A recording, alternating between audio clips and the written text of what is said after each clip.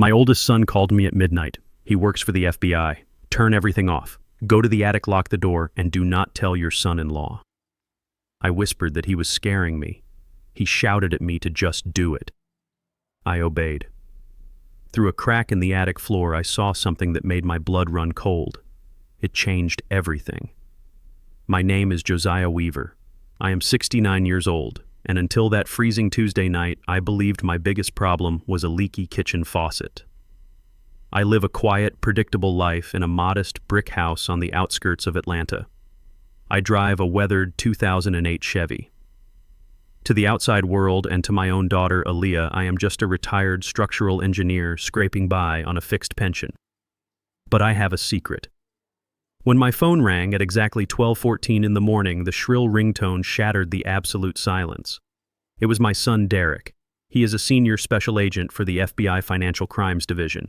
We rarely speak this late unless there is a severe emergency.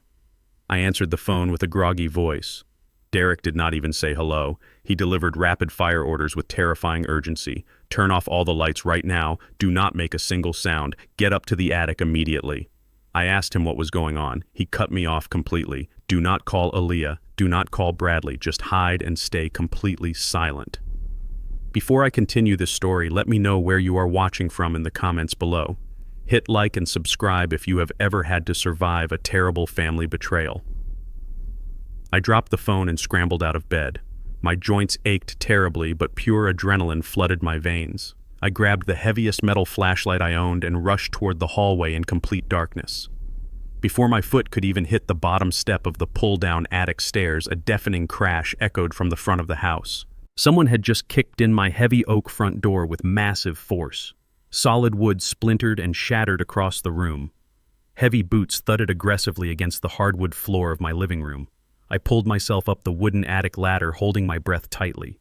I pulled the attic hatch shut with a soft click and engaged the heavy steel deadbolt. I lay completely flat on my stomach, pressing my face against a tiny ventilation crack in the floorboards. The cold moonlight filtering through the broken front door illuminated the intruders clearly. There were 3 men standing in my living room. 2 of them were massive, imposing figures dressed from head to toe in black tactical gear.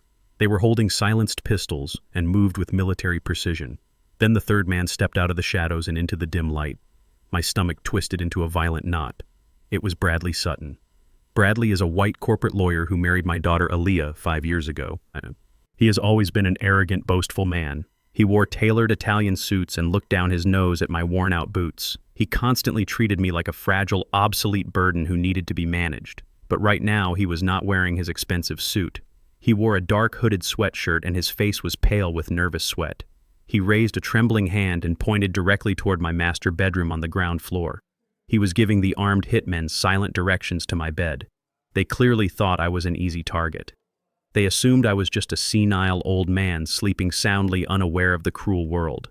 But Bradley made a fatal miscalculation. He only saw the old Chevy parked in the driveway and the faded paint on my walls. He did not know anything about my past. I spent 40 years working as a senior structural engineer designing highly secure facilities for government contractors. I know exactly how buildings breathe, and I know how to reinforce them. When I bought this house, I spent 6 months secretly retrofitting this exact attic space. It features reinforced steel joists and military-grade soundproofing. It is a literal fortress disguised as a dusty storage space. And Bradley did not know my other massive secret. He did not know that underneath my modest lifestyle, I hold the core patent for a cybersecurity network system currently valued at $14 million. I deliberately kept my wealth completely hidden from my family. I wanted my children to learn the true value of hard work. I wanted them to build their own successful lives without ever relying on my bank account as a safety net. My humility was meant to teach them character. Instead, it apparently created monsters who viewed me as a worthless financial obstacle to their comfortable lives. Bradley gestured aggressively to the 2 hitmen.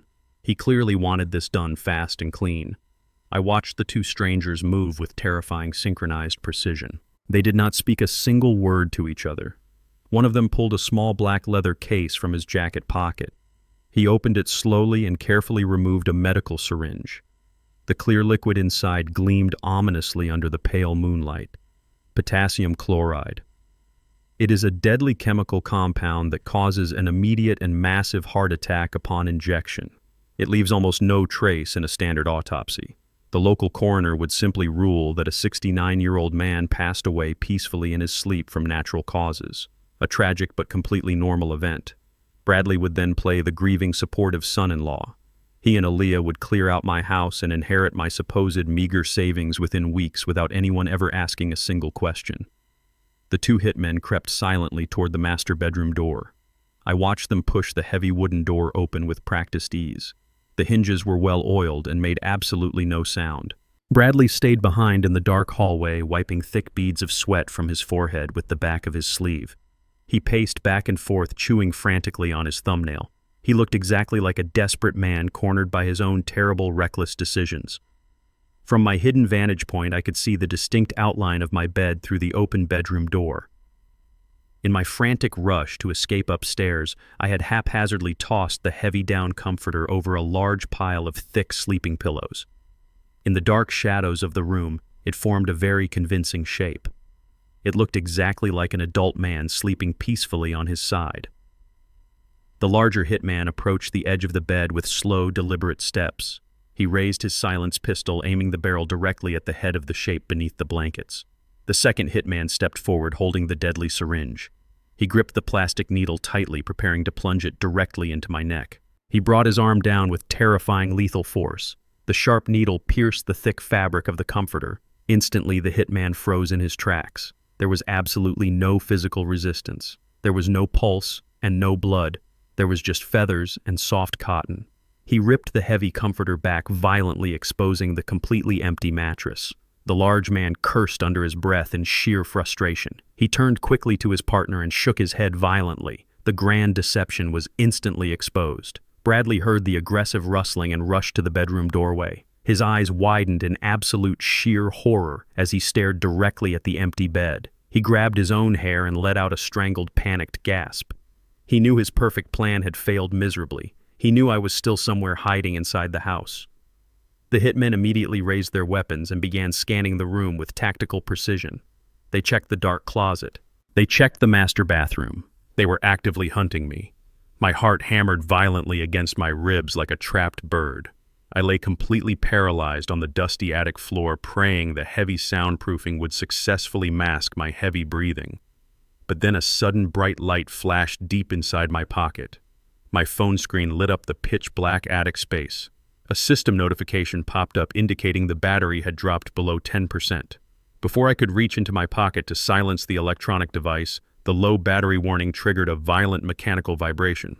The phone buzzed aggressively against the solid wooden floorboards. In the absolute dead silence of the house, the buzzing sound amplified like a construction drill. It echoed straight down through the ceiling and directly into the hallway below.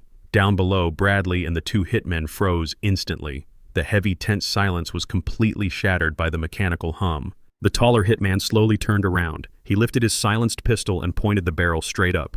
Bradley followed his gaze. All three men stood perfectly still, looking directly up at the ceiling, looking exactly where I was hiding. I slammed my thumb down on the power button of my phone, holding it with every ounce of strength I possessed.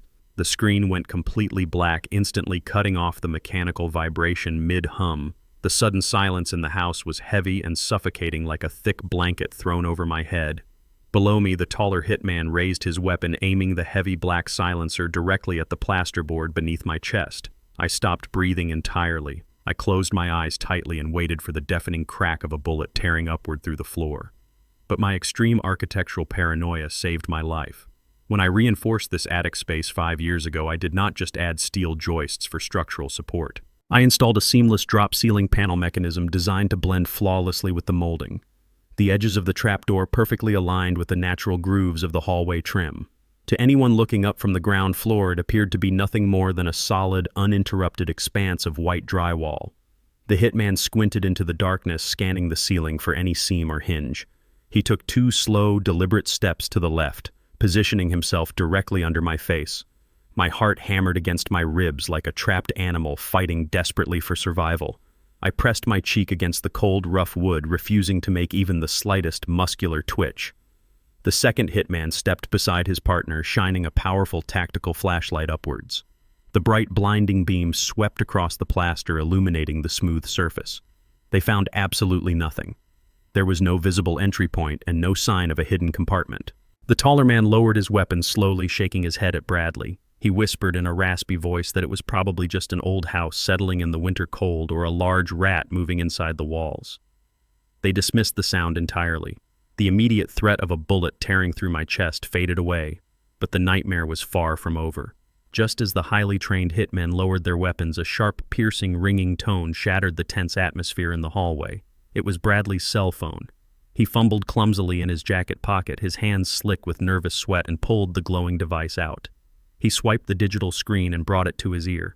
He was trembling so violently that his thumb accidentally pressed the speakerphone button. The voice that echoed through the silent house hit me harder than any physical assault ever could. It was Aaliyah. It was my baby girl, the daughter I had carried on my shoulders at the county fair. The little girl who used to fall asleep holding my index finger while I read her bedtime stories. Her voice was sharp, impatient, and completely devoid of any human empathy. She demanded to know if the job was done yet. She practically barked through the phone, asking why it was taking so long to handle one sleeping old man. She complained bitterly that she was sitting in her luxury car 3 blocks away, freezing in the cold and waiting for the signal to come play the grieving, devastated daughter. Bradley stammered pathetically, trying to lower the volume on the device. He whispered frantically that the bed was completely empty and that I was not in the master bedroom.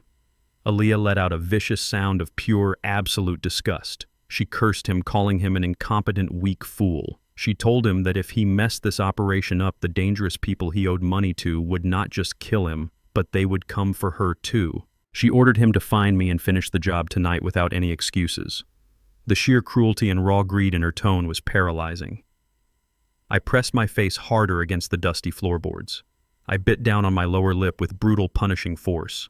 I bit down until the sharp, metallic taste of warm blood flooded my mouth and dripped down my chin. I did not let out a single whimper. I refused to shed a single tear for a monster. The sharp physical pain in my lip grounded me, keeping my mind razor-sharp and fully alert. I remembered all the immense sacrifices I made after her mother passed away from cancer.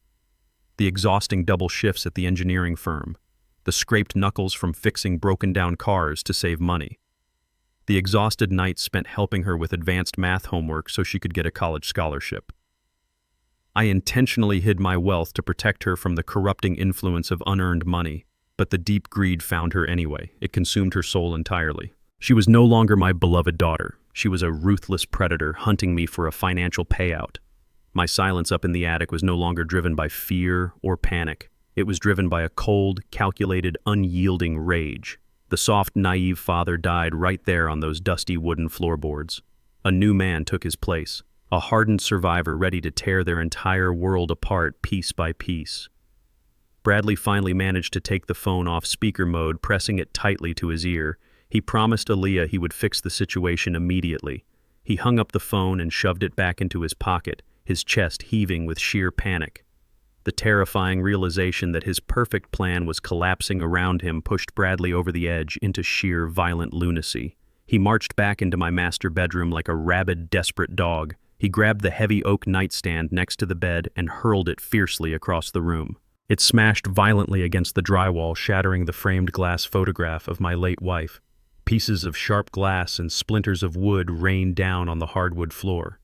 He kicked the mattress with all his might, overturning the heavy wooden bed frame with a loud, echoing crash. He started ripping my closet doors completely off their metal hinges, tearing through my hanging clothes and throwing my shoes aggressively against the window panes. He was completely out of control, breathing heavily and swearing violently into the empty room. The chaotic noise was deafening in the quiet, sleeping suburban neighborhood. The 2 professional hitmen immediately stepped forward, grabbing Bradley firmly by his shoulders. The taller one shoved him incredibly hard against the hallway wall, pinning him there with a forearm pressed against his throat. He spoke in a low, highly dangerous growl. He told Bradley to shut his mouth instantly and stop acting like a pathetic amateur.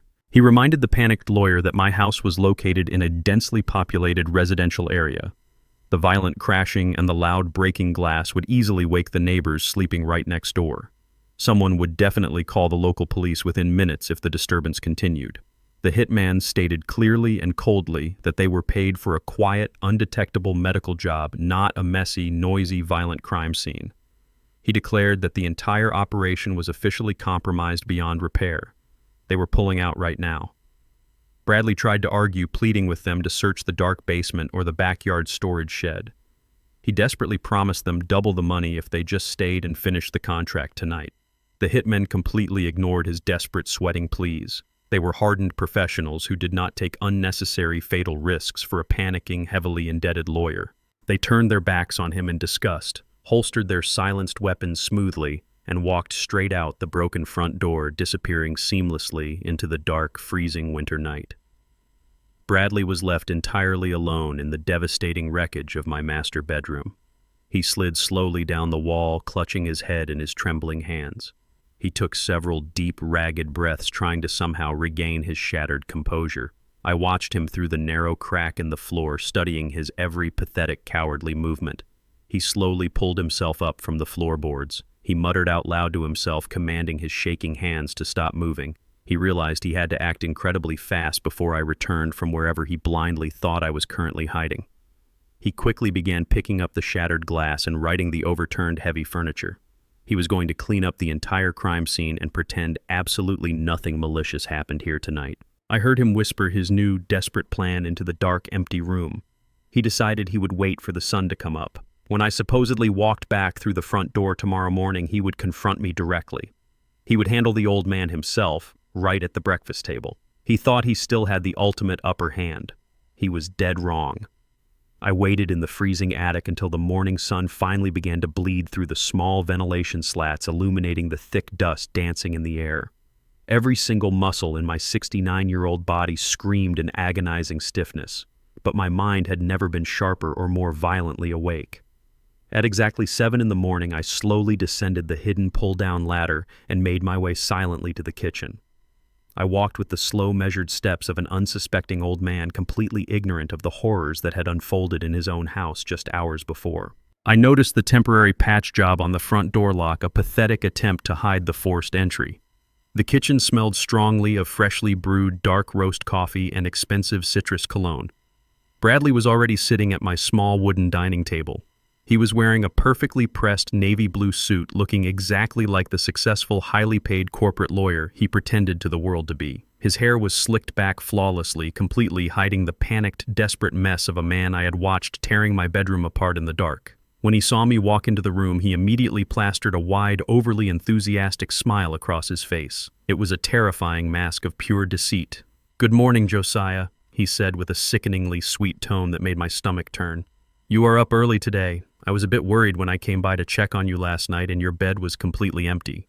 Where exactly did you disappear to in the middle of the freezing night?" His dark eyes locked onto mine, searching frantically for any sign of suspicion or fear. He gripped his ceramic coffee mug so tightly his knuckles turned completely white. He was testing the waters, trying to figure out if his perfect crime was still a viable option, or if I knew the terrible truth about his late-night visitors. I met his probing gaze with absolute unwavering calmness, refusing to give him a single inch of satisfaction. I poured myself a hot cup of coffee, turning my back to him deliberately to show how completely unbothered and oblivious I was. I told him my arthritis was acting up badly around 2 in the morning, so I simply could not sleep. I explained that I went out to the detached garage at the back of the property to finally fix the carburetor on that old rusty lawnmower. I chuckled softly, adding that old men like me do our best thinking when our hands are covered in thick engine grease. I watched his reflection in the dark glass of the microwave door. The immense relief that washed over his pale face was instantly visible. He actually believed my simple, mundane excuse. He truly thought I had been blindly tinkering with spark plugs while armed assassins were hunting me down in my own master bedroom. As I sat down across from him at the table, my phone vibrated twice in my sweatpants pocket. It was a highly encrypted, secure text message from Derek. My son had been working relentlessly through the night, running deep background checks and pulling heavily classified financial records. The digital message was short, but it carried the weight of a death sentence. Derek wrote that Bradley was deeply submerged in catastrophic financial ruin. My son-in-law was entirely leveraged and drowning in an active $5 million debt to a ruthless organized crime syndicate operating out of Chicago. He had been borrowing massive sums of illegal money to fund a lavish fake lifestyle and maintain his arrogant corporate image. Now the violent collectors were demanding immediate payment in full. If he did not deliver the $5 million by the end of the week, they were going to brutally murder him.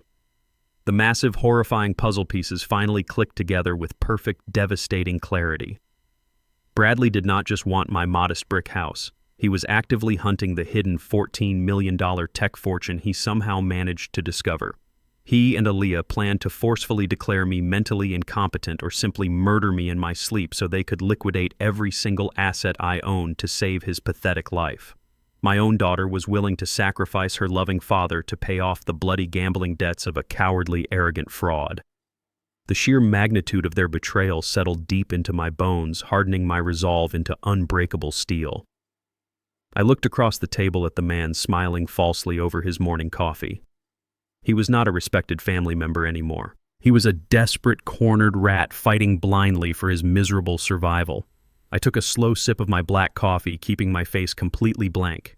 He had absolutely no idea that he was sitting across from a man who had already sealed his total destruction. Bradley stood up from the wooden table with sudden, exaggerated energy, clapping his hands together loudly to break the heavy silence. He announced that since we were both up so early, he would gladly make us some fresh, healthy breakfast.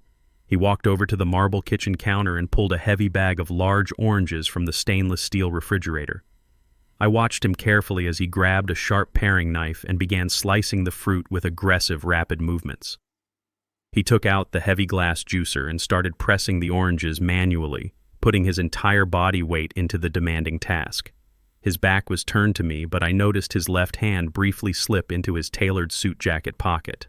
When his hand emerged, it hovered quickly over one of the tall crystal glasses he had set on the counter. The movement was incredibly fast, almost imperceptible to the untrained eye, but I caught the slight unnatural shift in his shoulder posture. He stirred the freshly squeezed orange juice vigorously with a long metal spoon, ensuring whatever powder or liquid he had just dropped into the drink was completely dissolved. He turned around carrying the two glasses with a triumphant predatory smile plastered across his face. He set the fuller glass directly in front of me, sliding it smoothly across the polished wood until it touched my plate. "Drink up, Josiah," he said, his voice dripping with forced warmth. "You need your daily vitamins to stay strong and healthy for us." He sat back down, leaning forward slightly in his chair. He did not reach for his own glass at all. Instead, his dark, calculating eyes remained completely fixed on my face. His gaze was unnerving and intense, locking directly onto my throat, waiting for me to swallow the brightly colored liquid. He was holding his breath, anticipating the immediate biological reaction to whatever lethal substance he had just mixed into my morning drink. He was desperate for this to be over. I slowly wrapped my calloused fingers around the cold, sweating glass. The bright orange liquid sloshed gently against the crystal rim, catching the morning light. I lifted it smoothly off the table, bringing it steadily toward my face. Bradley leaned in even closer, his eyes widening slightly with dark, morbid anticipation. He was practically vibrating with anxious energy, eager to watch me collapse right there on the kitchen floor and finally solve his $5 million problem. He was so close to victory he could taste it. Just as the chilled rim of the glass touched my bottom lip, my phone vibrated violently against my thigh with another urgent incoming alert. The distinct, aggressive buzz was impossible to ignore. I paused, keeping the glass hovering mere millimeters from my mouth, and casually pulled the phone from my pocket with my free hand. It was another encrypted flash message from Derek displaying in bright red text across the locked screen. The urgent warning was short and absolutely terrifying. It read perfectly clearly. "Absolutely do not eat or drink anything he gives you." I stared at the glowing red text on my phone screen. The warning was clear. I looked back up at Bradley. His dark eyes were wide with morbid anticipation, waiting for me to consume the deadly liquid. I needed to act quickly and convincingly. I suddenly let out a loud, dramatic gasp, clutching my chest with my free hand. I widened my eyes and feigned a violent, sudden muscle spasm in my right arm. My hand jerked forward with aggressive force. The heavy crystal glass slipped entirely from my grip. It crashed violently onto the hard ceramic kitchen floor. The bright orange liquid splashed everywhere, soaking the bottom of Bradley's tailored navy blue suit pants and completely ruining his expensive leather shoes. The glass shattered into dozens of sharp, jagged pieces spreading across the tiles. "Oh my goodness, Bradley, I am so incredibly sorry," I stammered, putting on my best performance of a frail, confused old man. My arthritis just shot a terrible, sharp pain straight up my arm. Bradley jumped back aggressively from the table. His face turned a deep, alarming shade of purple. The veins in his neck bulged as he stared down at the ruined poisoned drink. He was absolutely furious. His hands balled into tight, white-knuckled fists at his sides. He wanted to scream at me. He wanted to wrap his hands around my throat and finish the job right then and there. But he was trapped in his own carefully constructed facade. He forced a painfully stiff smile through clenched teeth. He took a deep, jagged breath, trying desperately to conceal his homicidal rage. "It is perfectly fine, Josiah," he hissed, gripping the edge of the marble counter. "It is just juice. I will clean it up immediately." I watched him kneel down onto the wet floor, picking up the shattered glass pieces with trembling, furious hands. His perfect morning assassination plot was completely destroyed by a clumsy old man. A few hours later, the heavy front door swung open. Aaliyah walked into the house just in time for lunch. My 35-year-old daughter looked impeccable, dressed in a high-end designer pantsuit, holding an expensive leather handbag. She walked straight into the living room where I was sitting quietly reading the daily newspaper. She immediately dropped her expensive bag onto the floor and rushed over to my armchair. She threw her arms around my neck, burying her face into my shoulder. Within seconds, she began sobbing uncontrollably. It was a spectacular theatrical performance. Her shoulders heaved with heavy, exaggerated breaths. She cried out my name, pulling away just enough to look me directly in the eyes. Her mascara was slightly smudged, giving her the perfect appearance of a devastated, desperate woman. "Dad, I need your help," she cried, her voice breaking perfectly on cue. "Bradley is in terrible trouble. His corporate law firm is facing absolute financial ruin. A major client defaulted on a massive contract, and now the banks are threatening to seize everything we own. We are going to lose our cars, our savings, and our beautiful home." She grabbed my calloused hands, squeezing them tightly. I looked at the daughter I had raised with every ounce of my strength. I remembered working 60-hour weeks at the engineering firm just to buy her a new dress for her high school prom. I remembered saving every extra penny so she could attend a prestigious university without drowning in student loans. I purposefully hid my $14 million tech patent wealth so she would never be corrupted by unearned privilege. Yet here she was looking me right in the eye, weaving a fabricated story to steal the very roof over my head. She did not know that Derek had already briefed me on Bradley's $5 million mafia debt. She thought I was completely ignorant. "Dad, there is only one way to save us," she pleaded, her tears flowing freely down her cheeks. "We just need a temporary loan. If you sign the paperwork to mortgage this house, we can secure enough capital to keep the firm afloat. We will pay you back every single penny within 6 months. I swear to you, Dad, it is just a signature to save your daughter from complete bankruptcy." She pulled a thick stack of legal documents from her designer handbag and placed them directly onto my lap. A sleek silver pen was already clipped to the front page. They had prepared everything in advance. They wanted me to sign away my home, the only visible asset they thought I possessed, so Bradley could pay off ruthless killers. The sheer audacity of her lies was staggering. She was willing to throw her own elderly father out onto the street to save a cowardly criminal. The cold, calculating betrayal hardened my heart permanently. I looked down at the legal papers and then back up into her fake, tear-filled eyes. I slowly picked up the heavy stack of legal documents and placed them firmly onto the coffee table. I looked directly into her eyes and spoke with a calm, unshakable authority. "No, Aaliyah, I will not sign these papers. I will not mortgage the house I worked my entire life to pay off simply to bail out your husband's failing business." The sudden rejection hit her like a physical blow. The fake tears stopped instantly. The vulnerable, desperate daughter vanished, completely replaced by a cold, furious stranger. She stood up abruptly from the sofa, her posture stiff and aggressive. Her face twisted into an ugly mask of pure resentment. "You are completely unbelievable," she shouted, her voice echoing sharply through the quiet house. "After everything Bradley and I do to check on you, this is how you repay us. You are just a selfish, stingy old man sitting in a decaying house while your own flesh and blood faces financial ruin." She paced furiously across the living room, pointing an accusing finger directly at my chest. "You have always been cheap. You hid your money and forced me to take out loans for my first car. You never helped us build our lives, and now when we actually need you, you turn your back on us." I remained perfectly still in my armchair, letting her hurl her venomous insults. Her true colors were finally on full display. I did not raise my voice or try to defend my decades of sacrifice. She glared at me with absolute toxic hatred. "If you refuse to help us voluntarily, we will find another way," she threatened, her voice dropping to a dangerous, sinister whisper. You are clearly not in your right mind anymore. An old man who refuses to help his own family is obviously suffering from severe cognitive decline. We will take this to court. We will have the state strip you of your financial rights and take control of this estate for your own good." She grabbed her designer bag and stormed out of the living room, her high heels clicking furiously against the hardwood floor. I remained seated, listening to her aggressive footsteps march down the hallway. I shifted my gaze slightly toward the open doorway leading to the kitchen. Bradley was standing there, leaning casually against the doorframe. He had been listening to the entire heated exchange. A cold, sinister smirk was plastered across his pale face. He was not upset by my firm refusal. In fact, he looked extremely satisfied. Aaliyah's explosive reaction had played perfectly into his ultimate backup plan. He pulled his smartphone from his tailored suit jacket pocket. He dialed a number he had clearly memorized and raised the device to his ear, keeping his dark, predatory eyes locked onto me. "Yes," Dr. Evans, Bradley said into the phone, his voice smooth and dangerously calm. "It is Bradley Sutton. We need you to come to the house as soon as possible. My father-in-law has completely lost his grip on reality. He is acting highly erratic and paranoid. We need you to officially evaluate him and process the paperwork for immediate involuntary psychiatric commitment." I did not wait for Bradley to finish his pathetic conversation with his corrupt doctor.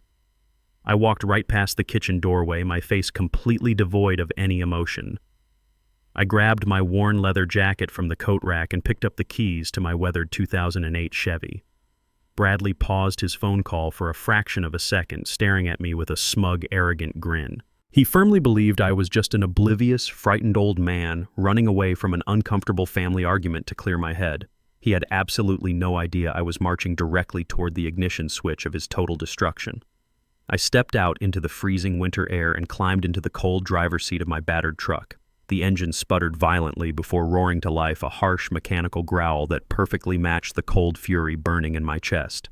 I backed out of the driveway, leaving my treacherous daughter and her murderous husband inside the house I built. I merged onto the busy Atlanta highway, steering the heavy vehicle toward the towering glass and steel skyscrapers of the downtown financial district. My destination was not a police station or a hospital. I pulled into the private underground parking garage of the most ruthless, prestigious corporate law firm in the state. I walked past the rows of gleaming luxury sports cars and stepped into the private executive elevator. The doors opened to a sprawling penthouse suite decorated in rich mahogany and imported marble. The young receptionist behind the glowing polished desk looked up, ready to dismiss the elderly man in the faded flannel shirt. But before she could even open her mouth, the heavy oak doors to the corner office swung open. Jonathan Reyes stepped out. He was a legal shark, a man known for tearing multi-billion-dollar corporations to shreds in federal court. When he saw me, his sharp, predatory eyes softened with profound respect. He immediately extended his hand, gesturing for me to enter his private sanctuary.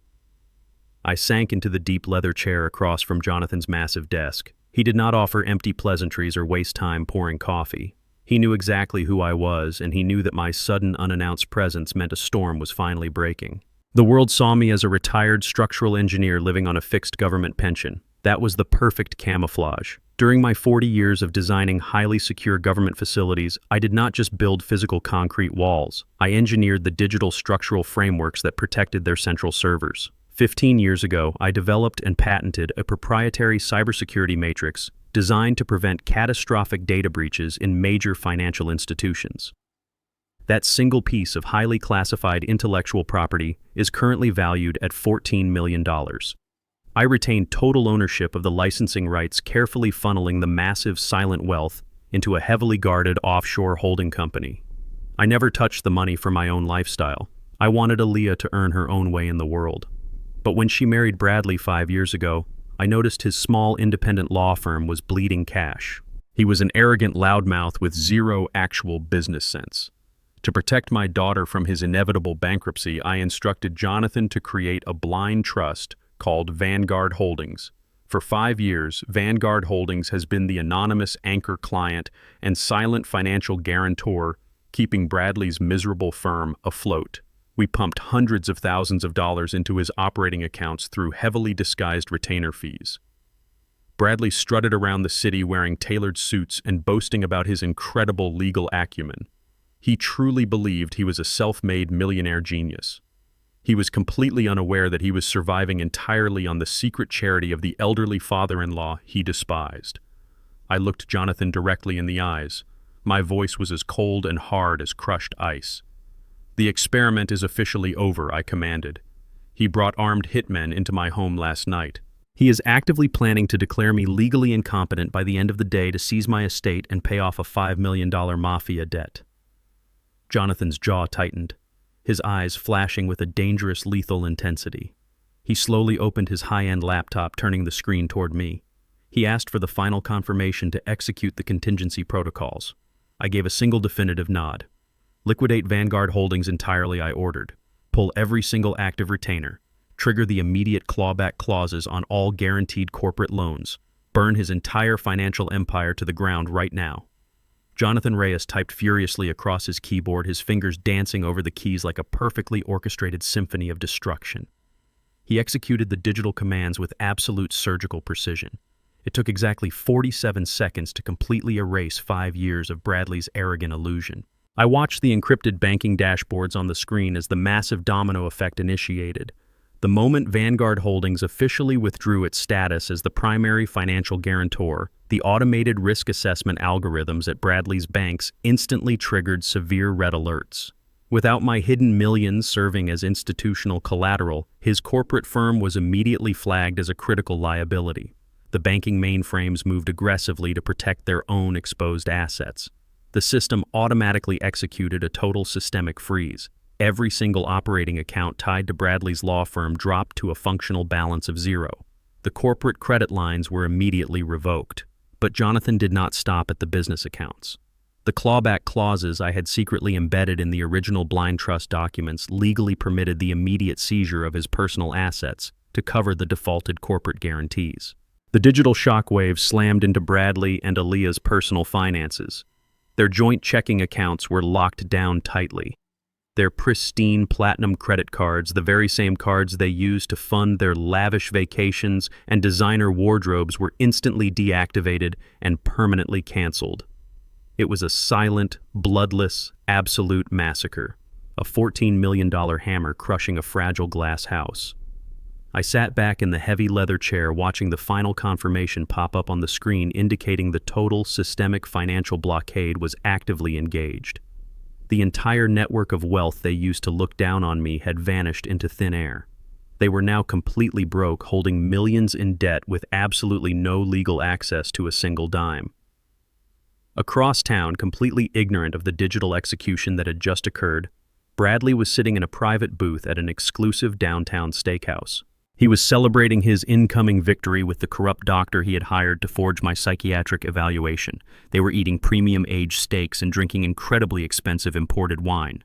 Bradley confidently motioned for the waiter, tossing his heavy metallic platinum credit card onto the silver tray with an arrogant flourish. He continued boasting loudly about his brilliant strategic moves. 2 minutes later, the waiter returned to the table looking extremely uncomfortable.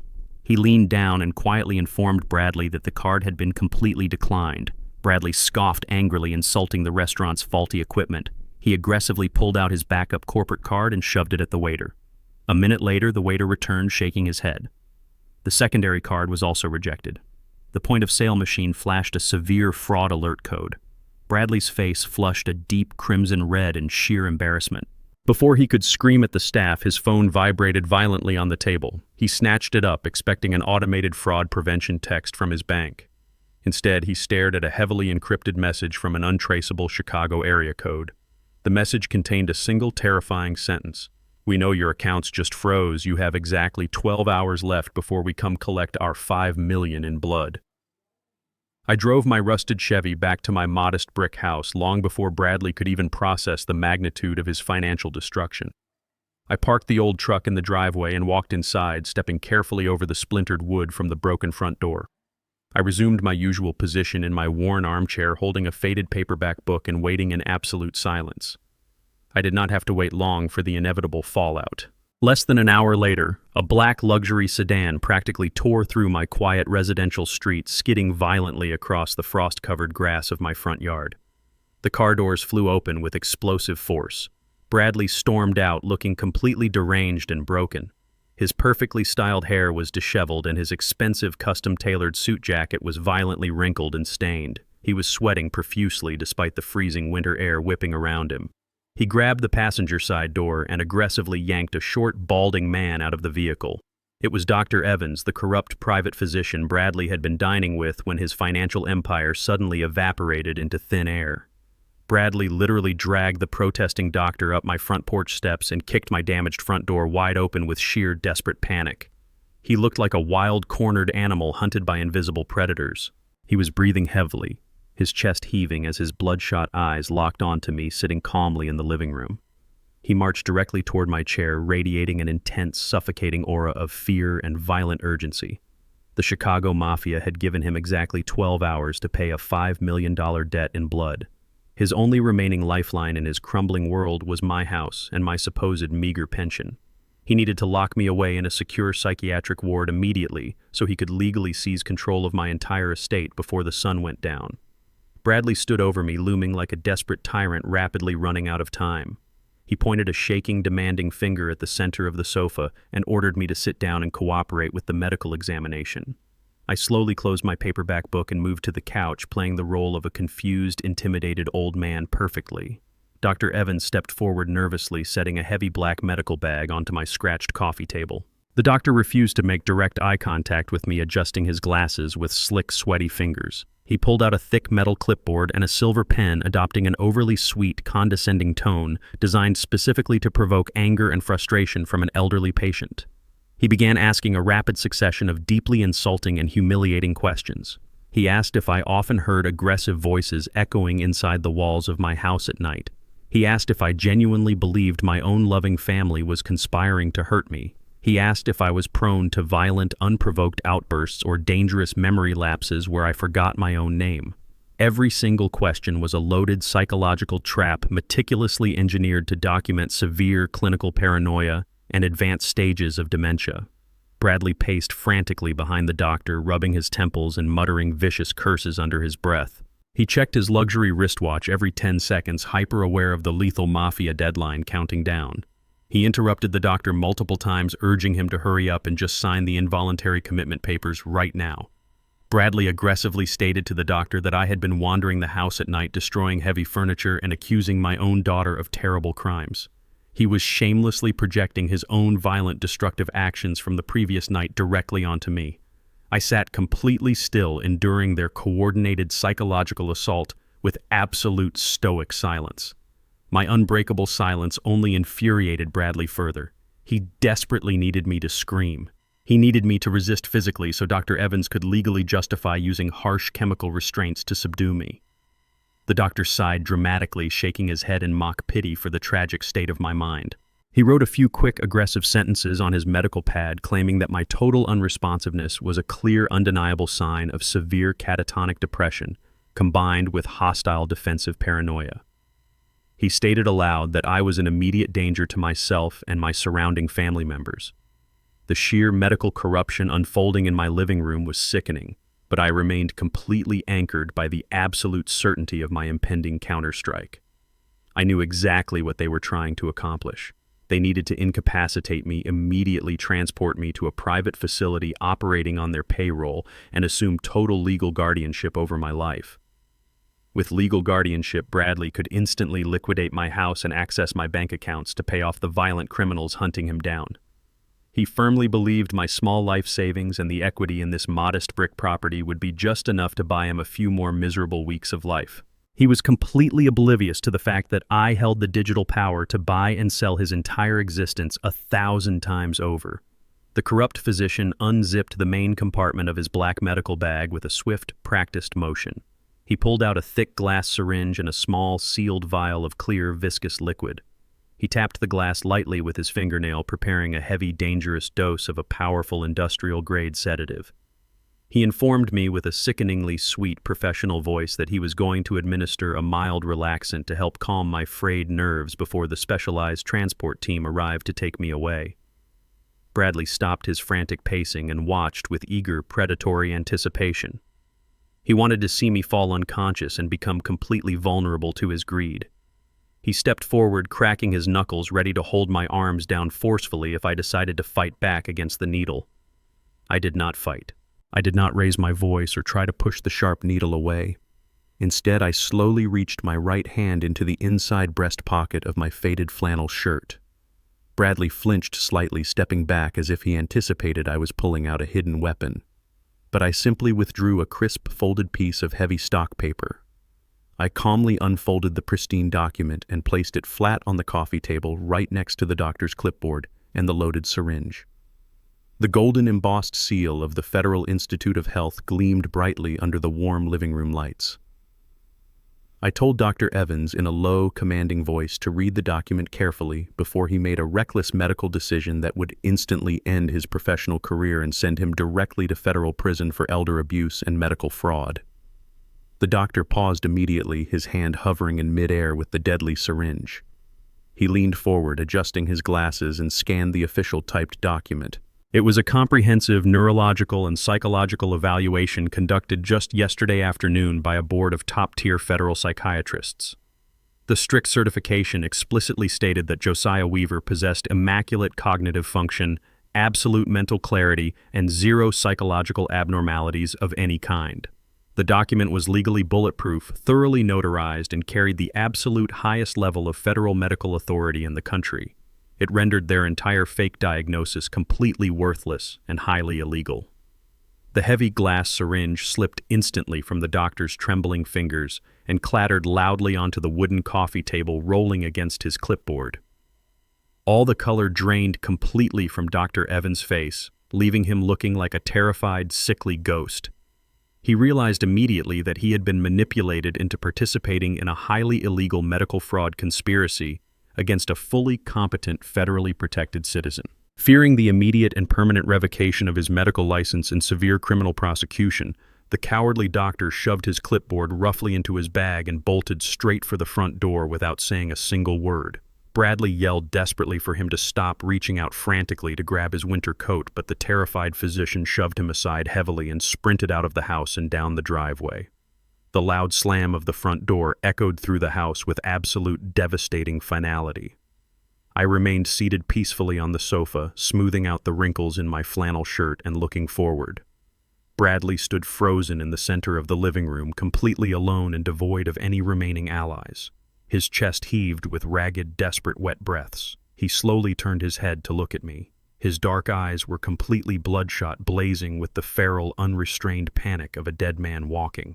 Bradley stood entirely alone in the center of my living room, his breathing ragged and incredibly shallow. The heavy front door remained wide open, letting the freezing winter wind howl aggressively through the house, but he did not seem to notice the violently dropping temperature. The ruthless mafia deadline was ticking down relentlessly inside his head. 12 hours. He had less than 12 hours to secure $5 million, or his life was officially over. His perfectly tailored navy blue suit was heavily rumpled, his expensive silk tie hanging loosely around his neck. The fake, corrupt doctor had fled, taking Bradley's absolute easiest path to my hidden assets with him. But total desperation breeds a special kind of violent, dangerous insanity. I watched him from the sofa, completely unmoving, as his bloodshot eyes darted frantically around the room before locking intensely onto the closed, solid oak door at the exact end of the hallway. My private home office. I had always kept that specific room strictly off limits to everyone, including my own daughter, Aaliyah. Bradley knew that long-standing rule. He knew I kept my most important physical legal documents locked away safely inside. He let out a low, guttural growl that sounded far more animal than human. He lunged forward, abandoning any remaining pretense of being a civilized, highly educated corporate lawyer. He sprinted aggressively down the hallway and slammed his right shoulder violently against the locked office door. The solid oak held firm on the first heavy impact. Bradley cursed loudly, backing up and kicking the heavy wood near the brass handle with all his remaining frantic strength. The internal lock mechanism splintered instantly, the wooden doorframe cracking with a loud, agonizing snap. The door swung open, banging aggressively against the interior wall. He stumbled blindly into my private sanctuary, completely consumed by his frantic, chaotic need to find my original last will and testament. He firmly believed that if he could just find and physically destroy my current will, he and Aaliyah would automatically inherit everything as my next of kin under standard state law when he finally decided to murder me. I did not stand up or follow him down the hallway. I simply remained seated peacefully in the living room, listening to the chaotic, loud symphony of destruction echoing clearly from my office. Heavy metal filing cabinets were pulled open with brutal, unforgiving force. Thick stacks of financial paper were thrown carelessly onto the polished hardwood floor. Bradley was tearing my personal sanctuary apart, looking desperately for his immediate financial salvation. What he completely failed to understand was that my actual immense wealth, the $14 million technology patent, and the vast offshore holding accounts were legally insulated by a massive, complex labyrinth of airtight corporate blind trusts that he could never possibly penetrate. However, I had intentionally left a specific, highly important document inside the heavy steel floor safe tucked securely beneath my large mahogany desk. It was a perfectly executed piece of psychological bait. Bradley was a man who lived his entire adult life exploiting minor loopholes and manipulating dense legal jargon. He prided himself heavily on being the smartest, most capable man in any given room. He constantly mocked my simple, quiet lifestyle, openly laughing at my rusted Chevy truck and my faded flannel shirts. He built his entire fragile, arrogant ego on the false belief that he was inherently superior to a retired structural engineer. His massive, blinding arrogance was exactly what shielded him from seeing the lethal trap I had carefully laid. I heard the loud, metallic clanging of his expensive leather shoes kicking the heavy steel safe in sheer frustration. I knew he was currently sweating profusely over the digital keypad. He did not know the secret combination, but his wife Aaliyah certainly did. She had watched me open it several years ago. I heard him frantically dialing her cell phone number, demanding she give him the 6-digit access code immediately. Seconds later, a loud electronic beep echoed down the hall, confirming the safe was finally unlocked. The heavy steel door creaked open slowly. Bradley let out a triumphant, breathless gasp.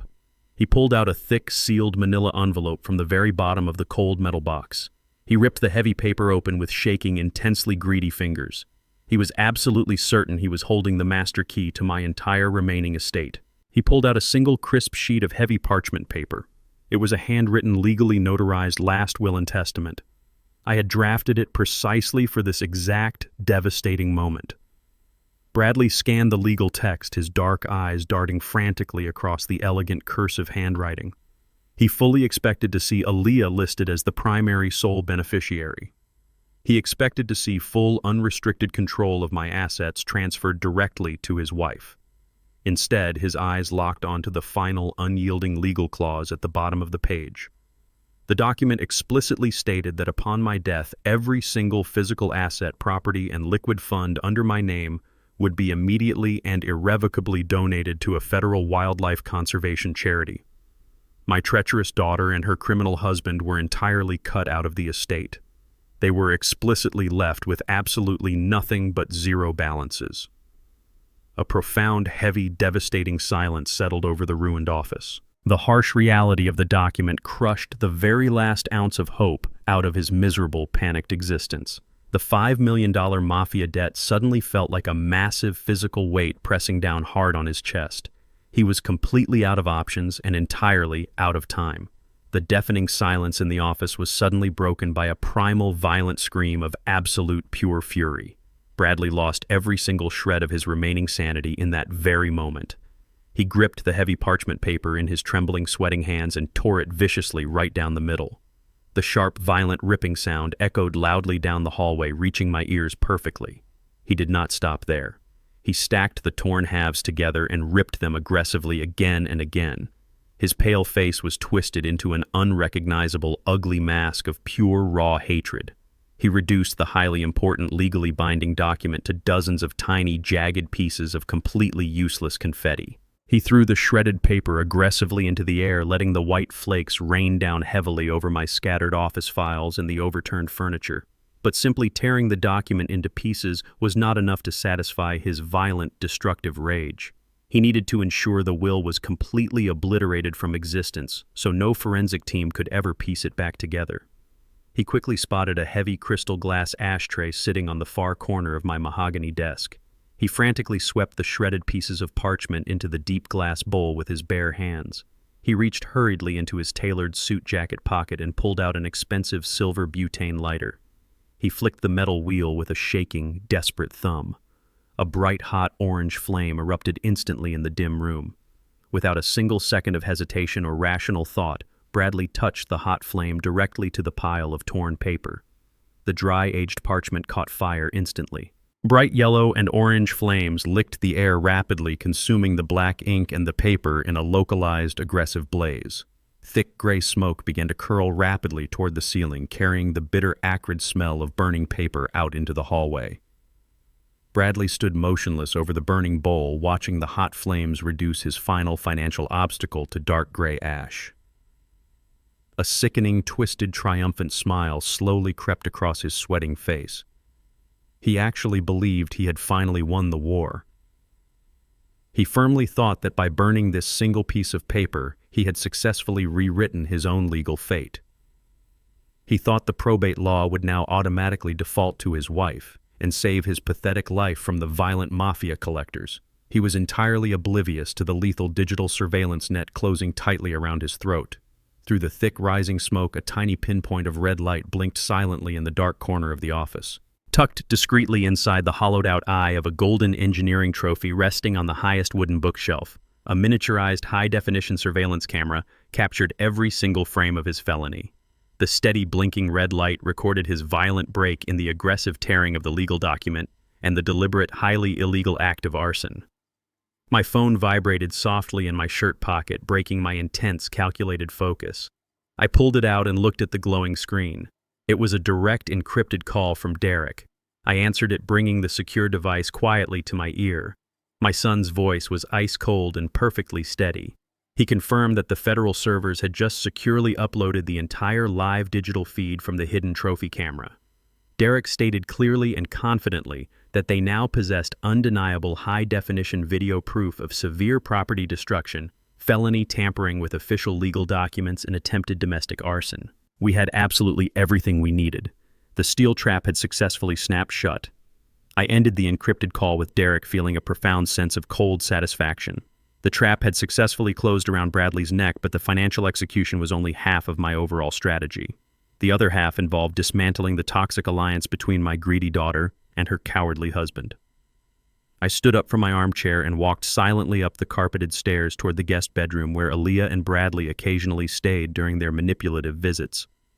The house was completely quiet except for the faint sound of Bradley frantically trying to clean up the ashes in my destroyed office downstairs. He was far too preoccupied with his imaginary victory to notice my movements. I slipped quietly into the pristine guest room. The air smelled strongly of Aaliyah's expensive designer perfume, a scent bought and paid for by the very blind trust I had just eradicated. I approached the elegant oak vanity table situated near the large bay window. From the inner pocket of my flannel shirt, I withdrew a thick, unmarked manila envelope. Derek had securely couriered this specific package to me earlier in the week, containing highly classified financial intercepts gathered by his FBI division. I placed the heavy envelope squarely in the center of the polished wooden vanity mirror, ensuring it would be the absolute first thing Aaliyah saw when she returned to the house. There was no return address and no handwriting to identify the sender. It was a perfectly anonymous explosive device primed and ready to detonate their fragile marriage. I smoothed my hand over the thick paper one last time, adjusting it so the edges aligned perfectly with her expensive makeup brushes. I turned around and walked out of the room, shutting the door softly behind me. The stage was set for their mutual destruction. Less than an hour later, I heard the heavy front door open and close. Aaliyah had returned from her supposed frantic errands, likely trying to secure a predatory loan against my house behind my back. Her high heels clicked sharply against the hardwood floors as she marched directly upstairs to the guest bedroom to freshen up. I sat in the living room, listening intently to the muffled sounds above me. I heard the distinct rustle of heavy paper tearing open. Then a sudden, suffocating silence fell over the second floor. Up in the bedroom, Aaliyah was staring down at a meticulously documented trail of ultimate betrayal. Inside the anonymous envelope lay a stack of high-resolution printed bank statements and luxury retail receipts. The topmost document was a confirmed booking itinerary for a first-class, one-way flight departing from Atlanta International Airport directly to Geneva, Switzerland. The departure date was set for exactly 2 days from now. The passenger name printed in bold black ink was Bradley Sutton. There was no second ticket purchased for his wife. He was planning to abandon her entirely to face the violent mafia debt collectors alone. But the airline ticket was not the only devastating piece of evidence. Beneath the flight itinerary was a verified purchase receipt from an exclusive diamond jeweler located in the downtown financial district. The receipt detailed the cash purchase of a flawless $80,000 platinum and diamond pendant necklace. Attached to the receipt was a printed email exchange revealing the intended recipient. It was not a grand romantic gesture to apologize to his wife for their impending financial ruin. The necklace was purchased for a 24-year-old junior paralegal working at Bradley's law firm. The email contained sickeningly sweet promises of a new wealthy life together in Europe once he liquidated his crazy father-in-law's estate. Aaliyah was a woman driven entirely by status, wealth, and her arrogant perception of absolute control. She had willingly conspired to murder her own elderly father simply to maintain her lavish country club lifestyle. She tolerated Bradley's unbearable arrogance because she firmly believed they were equal partners in their dark criminal enterprise. Seeing the cold, hard, undeniable proof that her husband viewed her as nothing more than a convenient disposable pawn broke her fragile narcissistic mind. He was using her to legally secure my house and my life savings to pay off his massive underground debts, and then he planned to vanish across the globe with a younger woman. The sheer magnitude of his disrespect completely shattered her delusional reality. I heard a low guttural shriek echo from the second floor, a sound of pure, unadulterated feminine rage. Heavy footsteps pounded aggressively down the wooden staircase. Aaliyah descended like an absolute hurricane of fury, clutching the crumpled documents tightly in her shaking fists. Her face was flushed a deep, violent crimson, and her eyes burned with a manic, homicidal intensity. She stormed past the living room, completely ignoring my presence, and marched directly toward the hallway leading to my ruined home office, where Bradley was still desperately trying to hide the ashes of my destroyed will. The fragile alliance of convenience and greed that held their miserable marriage together had instantly vaporized. They were two cornered predators locked inside a cage, and they were about to turn their sharpest fangs entirely on each other. Bradley barely had time to turn around from the shattered office door before Aaliyah launched herself at him with terrifying ferocity. She swung her arm with maximum leverage, delivering a brutal open-handed slap directly across his face. The loud, sharp crack of flesh striking flesh echoed violently through the entire house. Bradley stumbled backward, crashing heavily into the wooden doorframe, clutching his stinging cheek in absolute shock. Before he could utter a single word of defense, Aaliyah hurled the crumpled flight itinerary and the diamond receipt directly at his chest. She screamed at the top of her lungs, asking how he dared to plan a secret escape to Switzerland with his cheap young secretary while she was busy doing all the dirty work to steal her father's estate. Bradley looked down at the scattered documents, his eyes widening in sheer absolute panic. He realized instantly that his ultimate exit strategy was completely exposed. He tried to stammer a pathetic legalistic excuse, claiming the documents were completely fabricated by my lawyers to divide them. Aaliyah refused to listen to a single lie. She shoved him aggressively by the shoulders, screaming that he was a pathetic, cowardly failure who could not even successfully orchestrate a simple, lethal injection the night before. Bradley's fragile ego finally snapped under her relentless verbal assault. He shoved her back aggressively, his face twisting into an ugly mask of pure resentment. He shouted that she was the one who failed to manipulate her stupid old father into signing the mortgage papers, forcing him to take desperate, violent measures. They screamed vicious insults over each other, completely tearing apart every single lie their marriage was built upon. They blamed each other for the botched assassination attempt, the freezing bank accounts, and the total collapse of their criminal empire. The house vibrated with their toxic screaming, revealing the absolute worst depths of their blackened souls. The explosive argument reached a violent boiling point. Bradley realized he had absolutely no more leverage and no more time. The 12-hour mafia deadline was rapidly approaching its fatal end. He grabbed Aaliyah by the collar of her expensive designer jacket and shoved her violently backward. She tripped over the edge of the hallway rug and fell hard onto the solid wooden floor, gasping for air. Bradley sneered down at her with absolute venomous disgust, declaring that she was entirely on her own now. He turned around aggressively and sprinted out the front door, abandoning his wife without a single ounce of hesitation. Aaliyah sat on the cold floor, sobbing hysterically among the scattered documents. Her trembling hands brushed against the final page of the FBI intercept file that had slipped out of the envelope. It was a highly classified financial guarantor agreement signed with the Chicago crime syndicate. She read the bold print and stopped breathing entirely. Bradley had cleverly forged her signature on the underworld contracts. The $5 million blood debt was legally guaranteed entirely under her name. Aaliyah sat frozen on the cold hardwood floor, staring blankly at the highly classified financial guarantor agreement. The devastating reality of the criminal contract crushed the remaining breath from her lungs. Bradley had legally bound her to a $5 million blood debt with a ruthless Chicago crime syndicate. She was entirely alone and actively hunted by murderers. The violent realization snapped her out of her shock. She dropped the forged documents and scrambled frantically across the hallway carpet. She crawled on her hands and knees directly toward the living room where I remained seated in my armchair. She threw herself at my feet, burying her tear-stained face into my knees. She gripped the fabric of my worn denim jeans with desperate, trembling fingers. "Dad, you have to save me!" she sobbed hysterically, her voice cracking with manufactured terror. "He tricked me. Bradley set me up and left me here to die. You have to help me pay them off. We can mortgage the house today. We can empty your retirement accounts. I will do anything you ask. I was a fool to trust him, but I am still your little girl. Please do not let them kill me." She wept loudly, trying to play the tragic role of the naive, betrayed wife who had simply been manipulated by a cruel husband. She looked up at me with wide, terrified eyes, expecting to see the soft, forgiving father she had exploited for 35 years. I looked down at her tear-streaked face with absolute dead, unfeeling eyes. There was not a single ounce of warmth or parental compassion left in my heart. The deep, unconditional love I once held for my only daughter had been completely eradicated, burnt to ash by her own treacherous greed. I did not reach out to comfort her. I did not stroke her hair or offer empty reassurances. I sat perfectly still, resembling a cold stone statue. "You are not a victim, Aaliyah," I said, my voice dangerously low and entirely devoid of emotion. "You are facing the exact consequences of your own monstrous choices. I spent decades breaking my back to give you a life of privilege. I worked brutal 80-hour weeks at the engineering firm, breathing in toxic concrete dust and freezing in the winter winds just to ensure you never lacked a single necessity.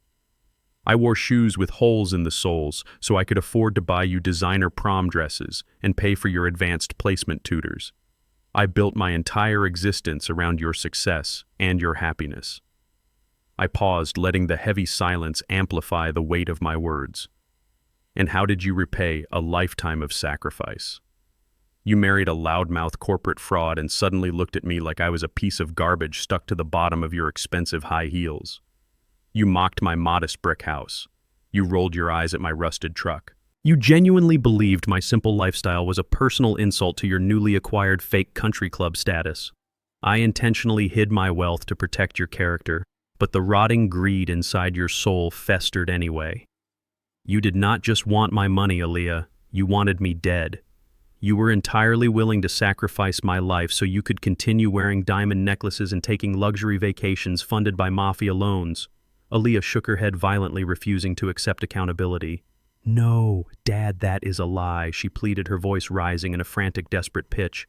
"I never wanted to hurt you. It was all Bradley. He poisoned my mind. He made all the plans. I never wanted you to die. I swear on my life I never wanted any of this to happen.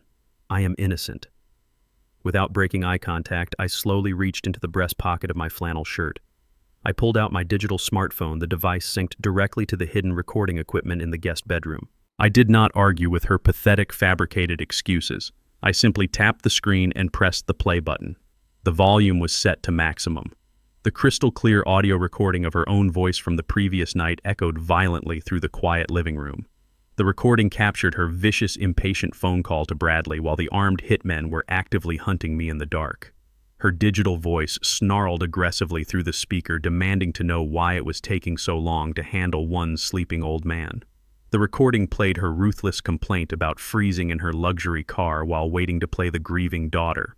It broadcasted her exact, horrific threat, ordering Bradley to finish the job without excuses so they could collect my estate. I pressed pause. The sudden silence was absolutely deafening. Aaliyah froze completely. The fabricated tears stopped instantly, drying up on her pale cheeks. Her jaw dropped open, but no sound came out. She was entirely paralyzed, trapped in the inescapable prison of her own recorded words. She could not utter a single lie to counter the devastating auditory proof of her own homicidal malice. I grabbed her wrists with a firm, unyielding grip and forcefully peeled her trembling hands off my legs. I pushed her away, roughly stepping back to tower over her pathetic, trembling form. The most pitiful creature in this world is not a person living without money, I stated with absolute chilling finality. The most pitiful creature is a person who eagerly sells their own soul to acquire it. You sold yours, Aaliyah, and now the devil has come to collect his due. Before she could even attempt to formulate another miserable lie, a massive, violent crash shook the entire front of the house. Someone was pounding aggressively on the splintered wood of the front door with the force of a heavy steel battering ram. The wood groaned and cracked under the immense pressure. Heavy, angry voices shouted demanding entry. The 12-hour deadline had not yet expired, but the Chicago Mafia syndicates did not play by the rules of civil society. They had tracked down the sole remaining legal guarantor of their $5 million blood debt, and they had officially arrived to collect. The violent pounding on the front door reached a deafening crescendo. The compromised wood frame simply could not withstand another massive impact. With a sickening loud crack, the heavy oak door completely shattered inward, ripping the deadbolt entirely out of the plaster wall. Freezing winter wind rushed into the hallway, accompanied by two towering figures in dark, tailored overcoats. They did not look like the silent tactical assassins from the night before. These men were brutal, high-level enforcers for the Chicago Syndicate. Between them, they dragged a limp, pathetic weight. It was Bradley. His expensive custom suit was torn to shreds, and his face was a swollen, bloody mess. They dragged him effortlessly across the threshold and tossed him violently onto the living room rug right next to his weeping wife. Bradley groaned in absolute agony, spitting a mouthful of dark crimson blood onto the polished floorboards. Aaliyah scrambled backwards, screaming in sheer terror at the sight of her mutilated husband. The lead enforcer, a man with cold, dead eyes, stepped forward and looked down at the pathetic couple. He did not yell or brandish a weapon. His voice was terrifyingly calm and entirely businesslike. He stated that Bradley had tried to run to the international airport like a coward. The syndicate did not appreciate rats who tried to skip out on a $5 million debt. The enforcer pulled a sleek silver phone from his coat, displaying a digital countdown. He announced that their initial grace period was officially revoked. They now had exactly 12 hours to wire the entire $5 million to a secure offshore account. If the money was not confirmed by sunrise, they would return to burn the house down to the ground with everyone locked inside. The two men turned around and walked out the shattered door, leaving the chilling ultimatum hanging heavily in the freezing air. The sound of the syndicate vehicle tires screeching away down the suburban street faded into the dark winter night.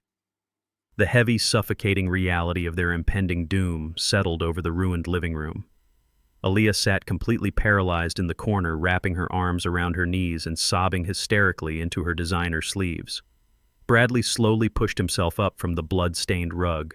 He wiped his swollen jaw, wincing in intense pain as his fingers brushed against a deep purple contusion. He was breathing in heavy, ragged gasps. The absolute terror of his imminent, brutal death fundamentally changed him right in front of my eyes. The arrogant, smooth-talking corporate lawyer was completely gone. In his place stood a desperate, rabid animal stripped of all basic human decency. His survival instinct kicked into a violent overdrive fueled by raw adrenaline and blinding panic. He turned his bloodshot eyes toward me. The fear in his gaze rapidly morphed into a dark, homicidal rage. He reached behind his back and pulled a heavy black semi-automatic pistol from the waistband of his trousers. The metallic click of him racking the slide echoed sharply, cutting straight through Aaliyah's pathetic sobs. He marched aggressively toward my armchair. He raised the weapon and pressed the cold steel barrel directly against the center of my forehead. He was no longer trying to hide behind forged medical documents or fake psychiatric evaluations. The time for clever legal manipulation and backdoor fraud had completely run out. This was an armed robbery and a desperate, violent hostage situation. He screamed at me, his voice cracking with wild hysteria. He demanded that I hand over every single asset I owned. He knew I had a lifelong retirement fund. He knew the brick house was fully paid off. He demanded that I liquidate everything immediately to save his miserable life. I stared straight down the barrel of the loaded gun, feeling the cold metal pressing uncomfortably hard into my skin. I did not flinch or break eye contact. The immense pressure of the moment was designed to break me, to reduce me to a begging, frightened old man. But I had spent decades engineering structures designed to withstand massive, catastrophic pressure. Bradley was nothing more than a minor structural stress test. I looked at the pathetic, trembling man holding the gun. He was sweating profusely, his hands shaking so violently the barrel tapped rhythmically against my skull. He threatened to blow my brains out right there in the living room if I did not cooperate. He claimed he had absolutely nothing left to lose. He was right about that. He had already lost his firm, his reputation, and his freedom. But he was severely underestimating the man sitting calmly in the armchair. He thought he was intimidating a weak elderly pensioner.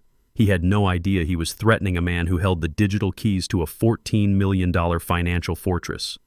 Bradley grabbed me roughly by the collar of my flannel shirt and yanked me forcefully to my feet. The sudden violent movement sent a sharp jolt of pain through my arthritic knees, but I forced myself to remain completely steady and perfectly upright. He shoved me aggressively down the hallway toward my damaged home office, pressing the gun barrel hard into my lower spine. Aaliyah scrambled to her feet and followed us blindly, her expensive high heels crunching over the broken wood and shattered glass littering the floor. She did not try to stop him or plead for my life. She just watched in terrified silence, hoping my money would somehow buy her safety. We entered the office where the dark ashes of my decoy still sat untouched in the crystal bowl. Bradley shoved me hard into the heavy leather desk chair. He grabbed my personal laptop from the mahogany desk and slammed it down roughly in front of me. He flipped the screen open and ordered me to turn it on immediately. He demanded that I log directly into my primary banking portals right now. He wanted me to initiate a priority wire transfer, draining every single cent of my lifelong retirement savings and taking out an instant digital line of credit against the equity of the house. He leaned over my shoulder, breathing heavily into my ear, his hot breath smelling of copper and raw fear. He barked harsh instructions demanding I route all the available funds directly into the offshore account number the syndicate enforcer had just provided. He genuinely believed that combining my modest pension savings and the liquid equity of my brick house would somehow scrape together enough capital to buy him a brief extension on his $5 million execution order. He was entirely willing to leave me completely destitute out on the street to buy himself a few more days of breathing. During the chaotic home invasion the night before, I had rushed up the pull-down ladder to hide in the heavily soundproofed attic. I had evaded the armed hitmen by pressing my face against the dusty floorboards and holding my breath in the dark. But tonight, the dynamics of the battlefield had entirely shifted. I was not going to run or hide from this desperate, bleeding coward. I sat perfectly still in my leather chair, staring calmly at the glowing login screen of the laptop. The heavy black gun barrel remained pressed tightly against the side of my head, a constant deadly threat. I slowly raised my calloused hands and placed my fingers deliberately on the keyboard. I did not beg for my life or try to reason with his violent madness. I simply looked at the bright digital display and began to type. My hands were completely steady without a single visible tremor. I calmly entered a highly complex encrypted password into the secure portal, initiating a financial chain reaction that he could never possibly comprehend. I stared directly at the glowing digital dashboard of my highly secure banking portal. The heavy steel barrel of Bradley's semi-automatic pistol remained pressed firmly against my right temple. The cold metal was grinding painfully into my skin, but I refused to show any sign of physical discomfort. His ragged, erratic breathing washed over my neck, carrying the sharp metallic scent of his fresh blood mixed with the sour stench of absolute panic. I did not hesitate for a single second. My calloused fingers moved across the laptop keyboard with the smooth, practiced rhythm of a man who had spent 4 decades writing incredibly complex structural code. I entered the final 16-digit alphanumeric authorization sequence and firmly pressed the Enter key. The high-definition screen transitioned instantly. A bright green confirmation bar appeared boldly across the digital display, reading, "Transaction successful, $5 million transferred." Bradley let out a massive explosive gasp of profound relief. He practically ripped the laptop screen closer to his bruised face, his bloodshot eyes frantically devouring the digital confirmation receipt. The heavy pistol slowly pulled away from my skull as all the violent adrenaline and tension drained rapidly from his exhausted, trembling body. He began to laugh. It started as a low, wet, erratic chuckle and rapidly escalated into a full manic, hysterical roar. He threw his head back, laughing loudly at the ceiling like a completely deranged madman who had just successfully cheated death. He turned aggressively toward Aaliyah, who was still cowering near the broken office doorway, and shouted that they were completely saved. He boasted wildly that he had successfully beaten the ruthless syndicate and that my life savings had just bought them a brand new slate. He was absolutely drunk on his own delusional victory. He genuinely believed he had forced a helpless old man to surrender everything. He thought he was back in absolute control. He had no idea he had just blindly walked into a digital slaughterhouse. Bradley was merely a slick corporate lawyer who understood paper contracts and basic escrow accounts. He possessed absolutely no real comprehension of high-level cybersecurity architecture. He arrogantly assumed I was simply liquidating a standard retirement fund into the specific offshore routing number the mafia enforcer had provided. But the highly classified digital infrastructure I had built for the federal government was engineered specifically to intercept, redirect, and analyze illicit financial flows. I did not touch a single cent of my personal pension or the physical equity of my brick house. Instead, I had securely accessed the frozen central ledger of Vanguard Holdings, the massive blind trust I used to secretly fund his pathetic law firm for 5 years. I temporarily unblocked exactly $5 million of my own hidden wealth for one highly specific surgical strike. But I did not wire that money to the intermediary Cayman Islands shell account Bradley intended to use to wash the funds before presenting them to the mob. I executed a sophisticated hard-coded network override. I bypassed his greedy digital hands entirely. Using the primary routing data he forced me to input, I initiated a rapid reverse trace through the dark web financial nodes, successfully identifying the ultimate destination account of the Chicago syndicate boss. I routed the massive electronic transfer directly to the mob boss under Bradley's name, but strictly bypassing his personal control. I essentially paid his blood debt directly to the apex predator. However, paying the criminal debt was never my primary intention. The $5 million was merely an elaborate Trojan horse. I needed a verified, massive financial transaction to serve as the perfect delivery mechanism for a much deadlier digital payload. Over the past 3 years, Derek and his specialized FBI financial crimes unit had been meticulously tracking Bradley's corporate operating accounts. They discovered that Bradley was not just borrowing money from the mafia to stay afloat. He had been actively skimming heavily from their laundered funds. He had siphoned hundreds of thousands of dollars directly from the syndicate, channeling the stolen capital through fake legal retainers to secretly fund Aaliyah's diamond necklaces and his own luxury sports cars. I took that comprehensive FBI digital dossier containing every forged ledger, every secret shell company, and every single stolen dollar, and I embedded it directly into the encrypted metadata of the $5 million wire transfer.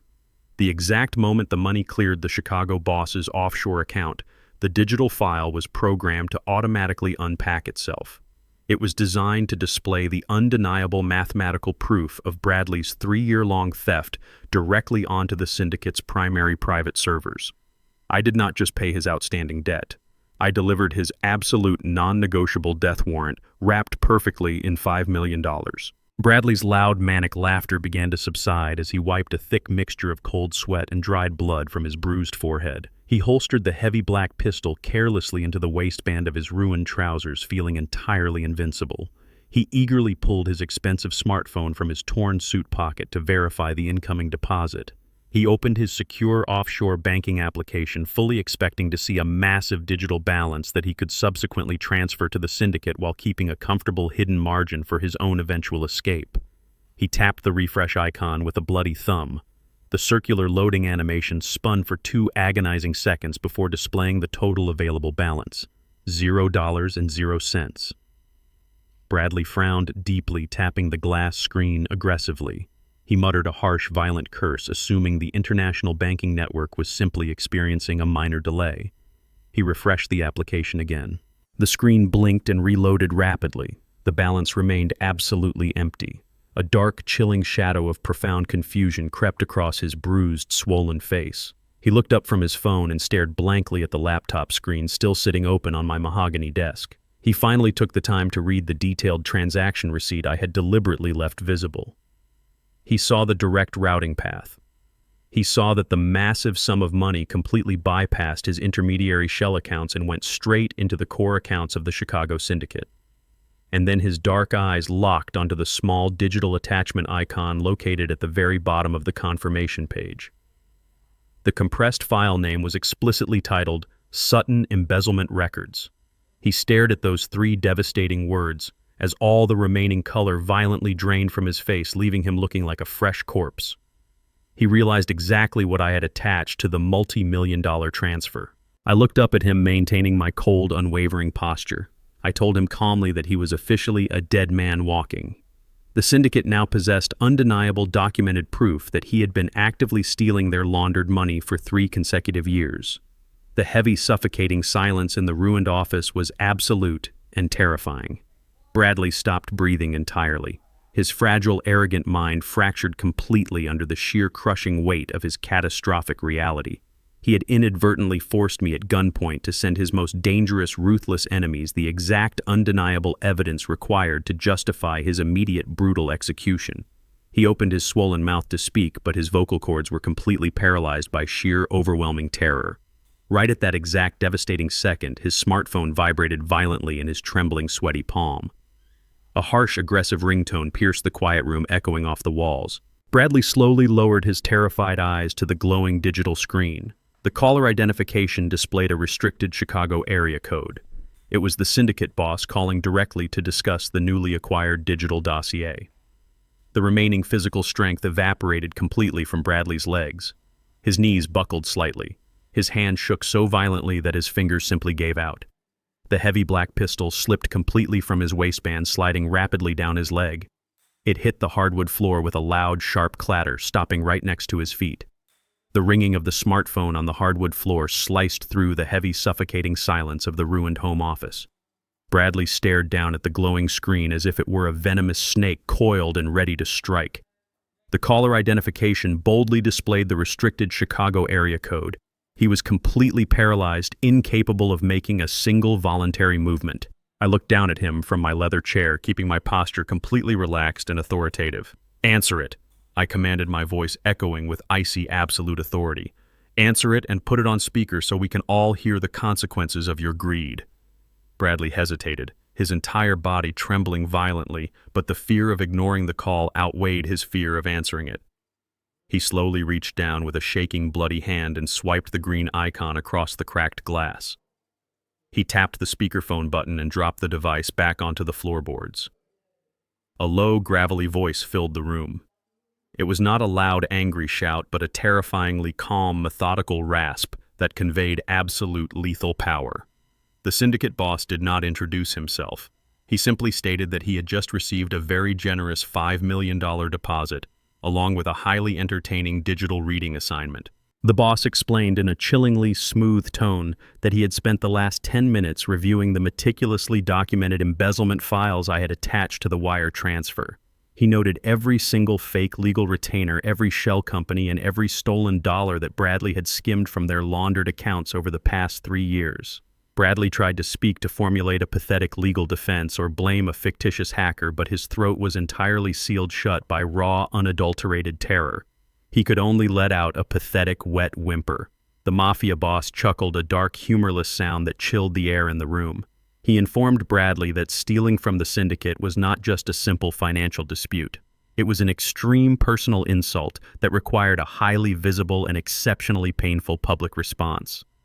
The boss promised Bradley that his death would not be quick or merciful. He vividly detailed how his enforcers were already turning their vehicles around, heading straight back to my suburban house. He promised they would keep Bradley alive for days, extracting their pound of flesh piece by broken piece. The call disconnected abruptly, leaving a sharp, harsh dial tone that sounded exactly like a flatlining heart monitor. The digital tone cut off, leaving the room in a heavy, terrifying silence. The absolute destruction of Bradley Sutton was finally complete. Every single ounce of his fabricated corporate persona, his expensive tailored suits, his arrogant legal posturing, and his delusional superiority complex completely evaporated. He was stripped down to nothing but raw, primal cowardice and an overwhelming, desperate instinct to survive the night. He collapsed entirely. His knees hit the hardwood floorboards with a heavy, sickening thud right at the tips of my worn boots. He lunged forward, grabbing handfuls of my denim jeans, burying his bruised and bloody face against my knees. He began to sob with violent, ugly, heaving gasps that shook his entire shattered frame. He begged me for help. He pleaded with me to use my federal cybersecurity connections to save him from the cartel enforcers. He wailed that he was sorry, that he was just a desperate fool, and that he would do absolutely anything I commanded if I just protected him from the men coming to skin him alive. Aaliyah watched the entire pathetic display from the shattered office doorway, her designer clothes covered in dust and her face frozen in absolute disbelief. The man she had conspired with, the husband she believed was a ruthless criminal mastermind capable of outsmarting her father, was currently reduced to a weeping, groveling infant begging for mercy. her delusion of their shared superiority shattered into a million irreparable pieces. I looked down at the sobbing, pathetic creature clutching my legs. I thought about the years I spent silently funding his failing law firm through Vanguard Holdings. I thought about how he took my anonymous charity to build a fake empire of arrogance and then actively hired armed assassins to murder me in my sleep so he could steal whatever was left. I felt absolutely zero pity for his impending doom. I looked at him with eyes as hard and cold as polished granite. I told him in a low, steady voice that the mafia enforcers were heavily armed and highly motivated. They would arrive at my front door in less than 10 minutes and he had absolutely nowhere to hide. I stated clearly that his only remaining chance of surviving this freezing winter night without being tortured to death was the heavily fortified safety of a federal maximum security prison cell. I reached into the front pocket of my flannel shirt and slowly pulled out my smartphone. I opened the encrypted voice recording application and pressed the bright red record button. I placed the device flat on the mahogany desk right next to the open laptop. I looked down at Bradley, forcing him to meet my cold, unwavering gaze. I laid out the final non-negotiable terms of his survival. If he wanted me to contact Derek and have the FBI secure him before the mob assassins arrived, he had to confess to everything right here and right now. I demanded the full, unvarnished truth recorded permanently on the digital record. Bradley did not hesitate for a single fraction of a second. His overwhelming, paralyzing fear of the Chicago Syndicate completely obliterated any remaining shreds of his legal training. He knew a lengthy federal prison sentence was infinitely better than facing the brutal, agonizing wrath of a betrayed mafia boss. He began to speak rapidly, his voice thick with heavy tears and dark blood. The words poured out of him in a frantic, desperate flood of self-preservation. He confessed to accessing the dark web to hire the 2 hitmen who broke into my home. He detailed exactly how he procured the specialized potassium chloride syringe specifically designed to simulate a massive, fatal heart attack during my sleep. He admitted to bribing Dr. Evans with a stolen $10,000 cash advance to forge the involuntary psychiatric evaluation. He confessed to aggressively destroying my home office, tearing open the floor safe, and committing deliberate arson by burning my handwritten will. Then, without a single ounce of hesitation, he turned his panicked eyes toward the doorway and threw his own wife directly to the wolves. He named Aaliyah as a fully willing and active co-conspirator. He detailed how she had helped him map out the timeline of my murder, providing him with the exact layout of the house and the schedule of my daily routines.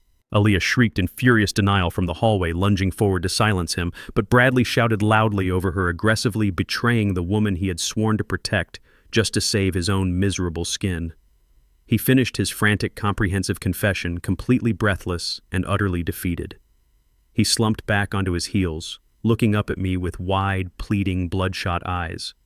He begged me to pick up the phone and make the call to the FBI immediately. He cried out that the enforcers were coming and they were completely out of time. I reached over to the mahogany desk and calmly pressed the stop button on the recording application. The heavy audio file was instantly saved and automatically uploaded to a secure, encrypted cloud server. I looked down at his terrified face and smiled a cold, ruthless, triumphant smile.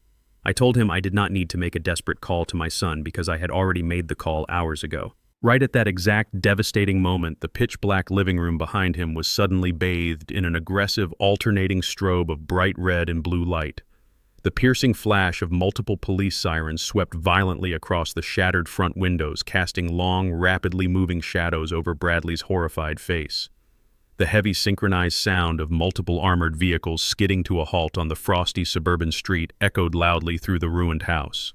The absolute authority of the law had officially arrived. The aggressive strobe of red and blue emergency lights sliced through the pitch-black living room, casting erratic shadows over Bradley's horrified face. He remained frozen on his knees, staring blankly at the shattered front entryway. The heavy, synchronized thud of combat boots stomping across the frosted front lawn signaled the absolute end of his miserable criminal reign.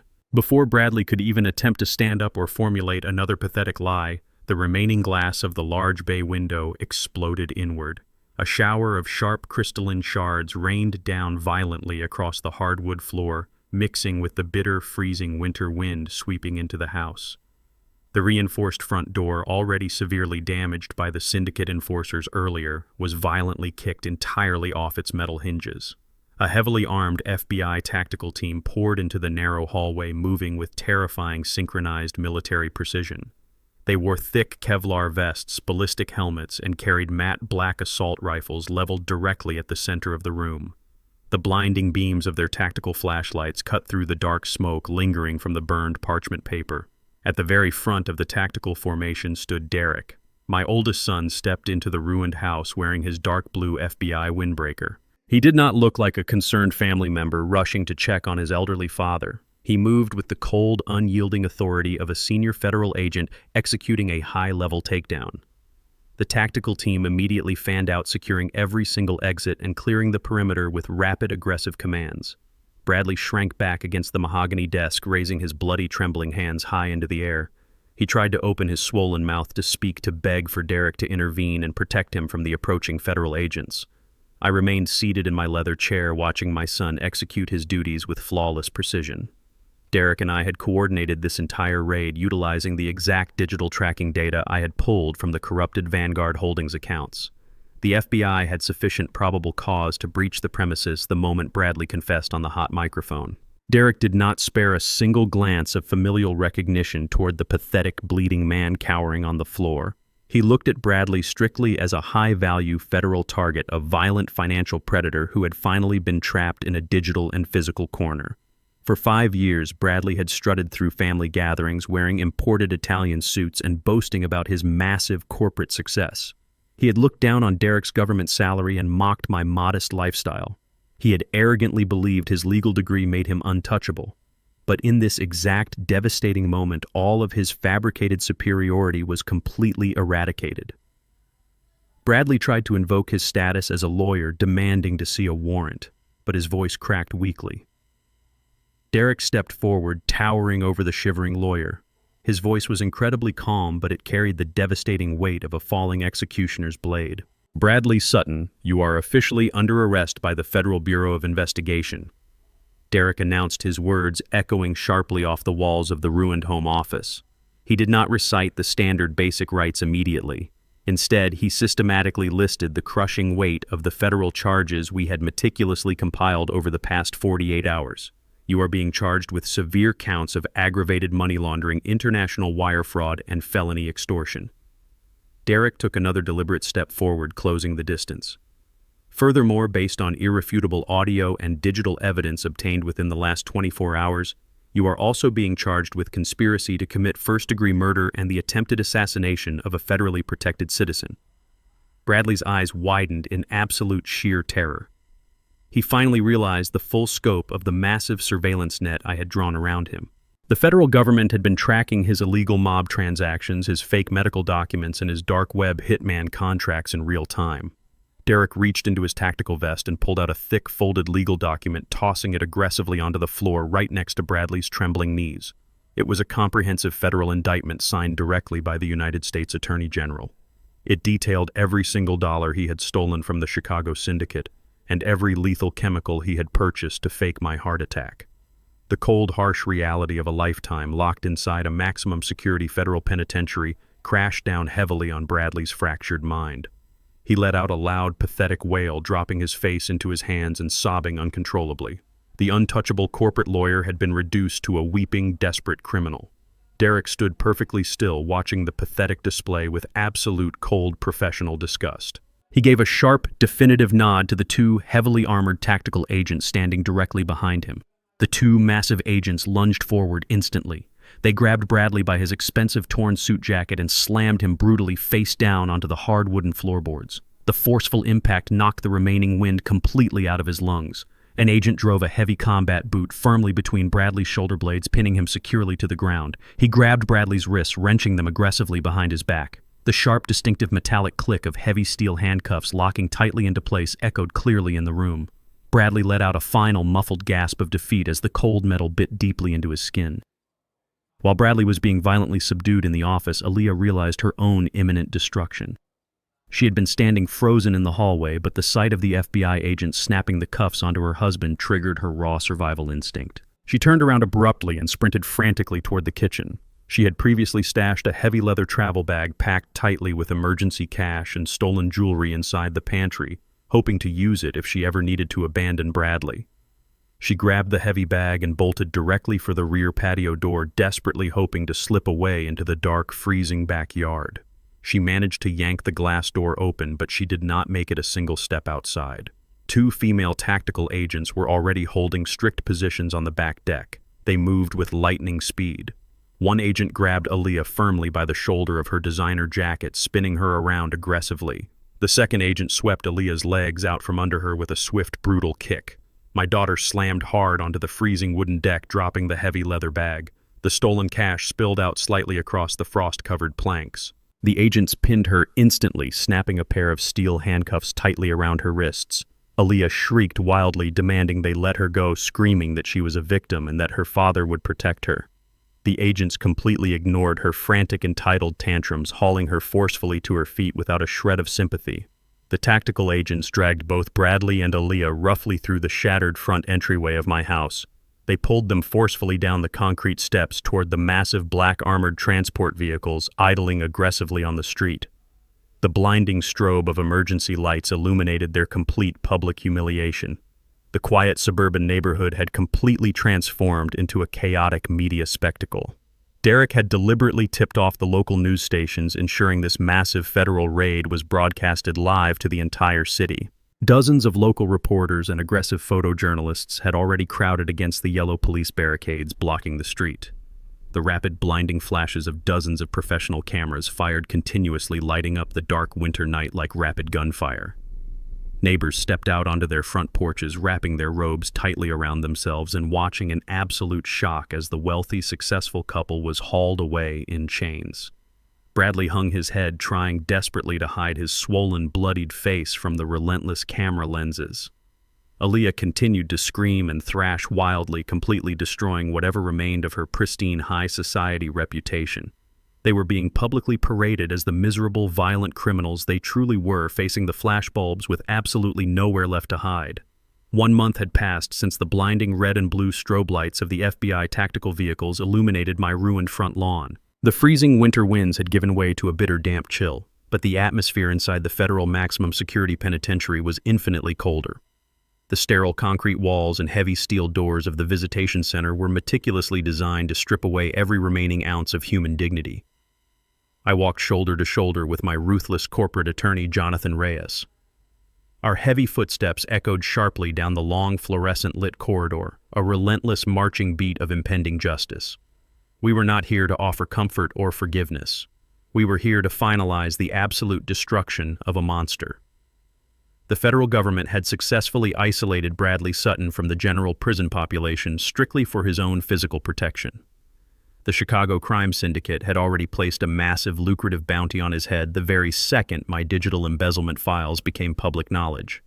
He was a dead man walking, waiting for the inevitable execution. The federal prosecutors had granted him a highly restrictive face-to-face meeting to discuss his desperate 11th hour plea for a reduced sentence. Jonathan carried a sleek, black leather briefcase holding the finalized legal documents that would permanently sever Bradley from any remaining shred of hope.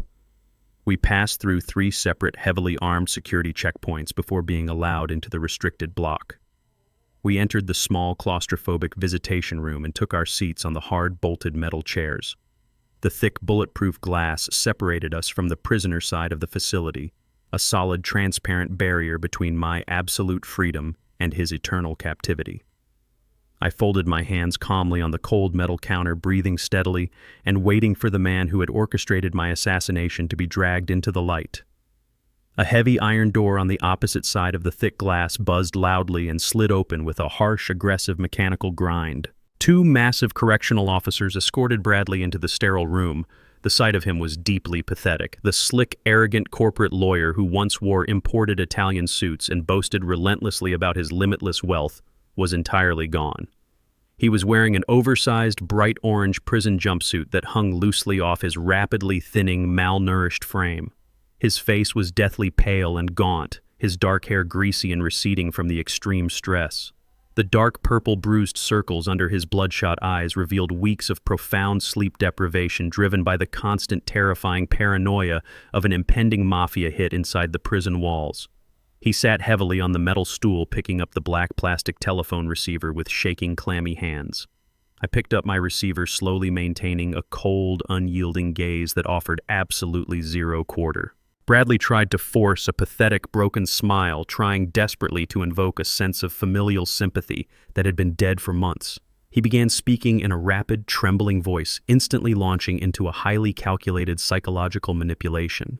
He did not start with a genuine apology. He started with an aggressive barrage of pathetic, cowardly excuses. He claimed he was a victim of immense societal pressure and extreme clinical depression. He whined that the highly competitive corporate law environment had crushed his spirit and forced him into making desperate, irrational financial choices just to survive. He blamed the ruthless Chicago syndicate for actively terrorizing him into a state of blind panic. He even had the sheer, unadulterated audacity to blame my daughter. He claimed Aaliyah was a financially abusive, narcissistic monster who constantly demanded diamond necklaces and luxury vacations, forcing him to borrow illegal money to keep her satisfied. He painted himself as a tragic hostage of circumstance, a fundamentally good man who simply made a few terrible mistakes under unimaginable duress. I listened to his miserable whining without blinking a single time. Jonathan sat perfectly still beside me, his face an impenetrable mask of absolute legal indifference. Bradley finally reached the core purpose of this pathetic meeting. He leaned closer to the scratched glass, his ragged breath fogging the transparent surface. He proposed a desperate, cowardly plea agreement. He offered to testify aggressively against Aaliyah, throwing her completely under the bus for the murder conspiracy, the financial fraud, and the mafia money laundering. He promised to hand the federal prosecutors every single piece of evidence regarding her active involvement in the assassination plot, ensuring she received the maximum possible sentence. In exchange, he begged me to formally request leniency from the federal judge and use my massive offshore wealth to secure him a reduced sentence in a white-collar minimum security facility where the cartel assassins could not reach him. He pleaded that he could still be a useful legal asset to me if I just showed him a fraction of the mercy he had violently denied me on that freezing winter night. He truly believed his fabricated tears and his willingness to sacrifice his own wife would somehow purchase his salvation. I let his pathetic, cowardly words hang heavily in the stale prison air. The silence stretched out agonizingly long, forcing him to drown slowly in his own desperate anxiety. I did not raise my voice or show a single ounce of human sympathy. "You are fundamentally misunderstanding the exact nature of this visit, Bradley," I stated, my voice resonating through the plastic receiver with the crushing weight of a falling steel anvil. "I did not come here to negotiate with a cornered rat. I came here to look you directly in the eyes and watch you realize that your entire existence is completely over. You brought armed hitmen into my home. You ordered a lethal chemical injection for a sleeping man. You actively destroyed your own life, and now you arrogantly expect me to purchase your comfort." I nodded sharply to Jonathan. The ruthless attorney unclasped his black leather briefcase and pulled out a single crisp legal document printed on heavy stock paper. He slid it flat against the bulletproof glass so Bradley could read every single word clearly. It was an irrevocable permanent order of total disinheritance and absolute financial severance. It legally certified that neither Bradley nor Aaliyah would ever receive a single penny of my $14 million estate, regardless of any future legal challenges. It explicitly blocked them from ever making a medical, legal, or financial claim on my behalf, stripping away their status as family members entirely. The document completely severed all familial ties, rendering them absolute legal strangers to me in the eyes of the law. Bradley stared at the bold black text, his bloodshot eyes widening in sheer absolute horror. The microscopic shred of hope he had desperately clung to instantly vaporized into thin air. I told him coldly that I would not spend a single dime to downgrade his prison sentence or protect him from the consequences of his own monumental greed. I wanted him placed directly in the maximum security general population, where he would have to look over his shoulder every single second of every single day, waiting for the syndicate to finally collect their overdue blood debt. The devastating reality of his permanent impending doom finally shattered his fragile mind completely. Bradley dropped the plastic receiver, allowing it to swing wildly from its metal cord, and slammed both of his trembling fists violently against the thick bulletproof glass. He screamed incoherently, his face twisting into a hideous mask of pure primal terror and impotent rage. Thick spit flew from his mouth as he pounded relentlessly against the barrier, demanding that I come back and save him. The two massive correctional officers instantly lunged forward, grabbing him roughly by his orange collar and dragging him forcefully away from the window. He kicked and thrashed wildly, but his weakened body was no match for their sheer physical strength. Jonathan Reyes calmly packed the severance document back into his pristine briefcase, snapping the metal locks shut with a sharp, definitive click. He leaned toward the glass panel, locking his cold, predatory eyes with the screaming, thrashing prisoner.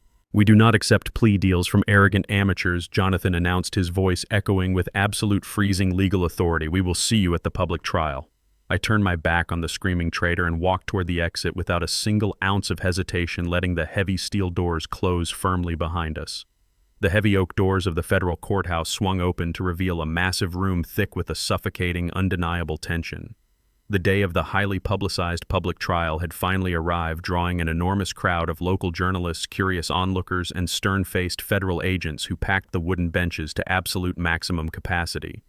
The stifling atmosphere in the gallery was incredibly dense, buzzing with hushed, frantic whispers and the rapid mechanical clicking of reporters' pens. I walked slowly down the center aisle, wearing my best dark charcoal suit, moving with the deliberate, unwavering grace of a man who had already secured his ultimate victory. Jonathan Reyes walked closely beside me, carrying the heavy black leather briefcase that held the digital keys to my daughter and son-in-law's absolute, permanent destruction. We took our seats behind the prosecution table, facing the elevated, polished wooden bench where the federal judge would soon preside over the legal slaughter. The jury box was completely full, featuring 12 ordinary citizens, looking on with intense, morbid curiosity. Their eyes darted back and forth between the imposing federal prosecutors and the defense table, where Bradley and Aaliyah sat miles apart from each other.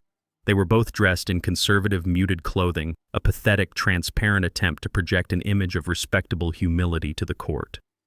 Bradley stared blankly at the polished wooden table in front of him, his posture completely defeated, and his shoulders slumped.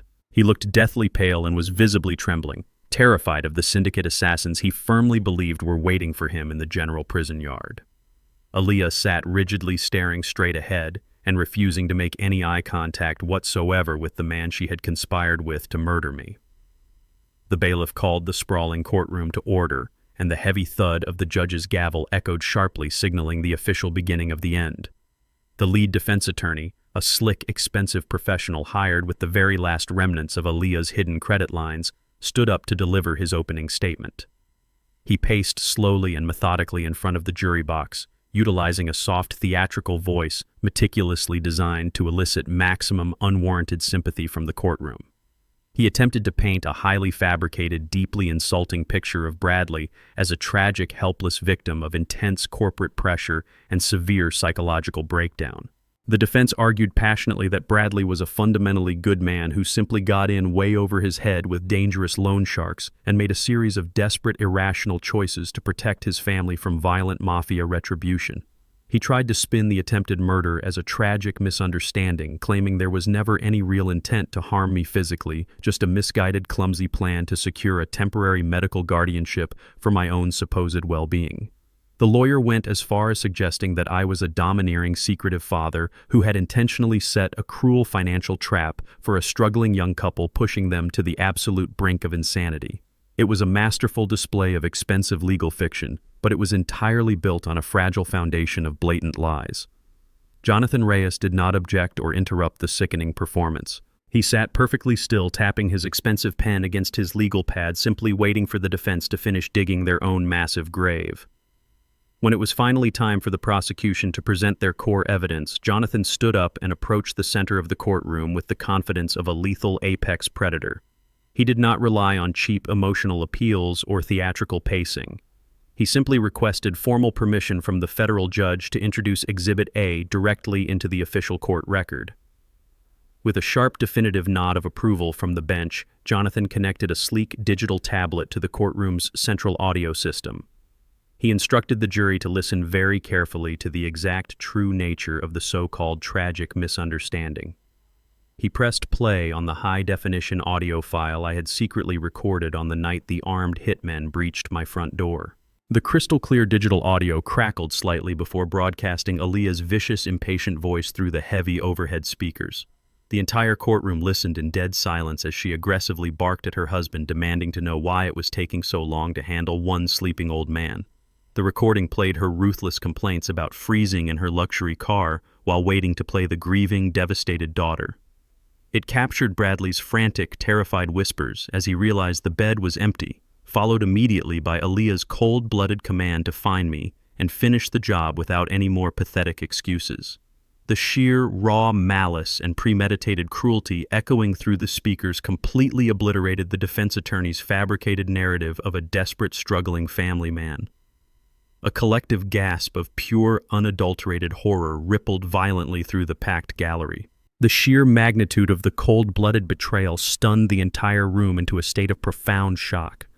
Several members of the jury visibly recoiled in their seats, their faces twisting in absolute disgust as they processed the chilling reality of a daughter explicitly ordering the cold-blooded execution of her own elderly father. The slick defense attorney slumped back into his chair, heavily massaging his temples as his entire expensive legal strategy vaporized into thin air right before his eyes. He knew instantly that absolutely no jury in the country would ever acquit a pair of calculating murderers after hearing that damning tape. In a desperate final attempt to salvage her own rapidly sinking ship and avoid a lifelong prison sentence, Aaliyah's independent legal counsel called her directly to the witness stand. She walked up to the wooden podium, clutching a crumpled tissue and putting on the absolute performance of a lifetime.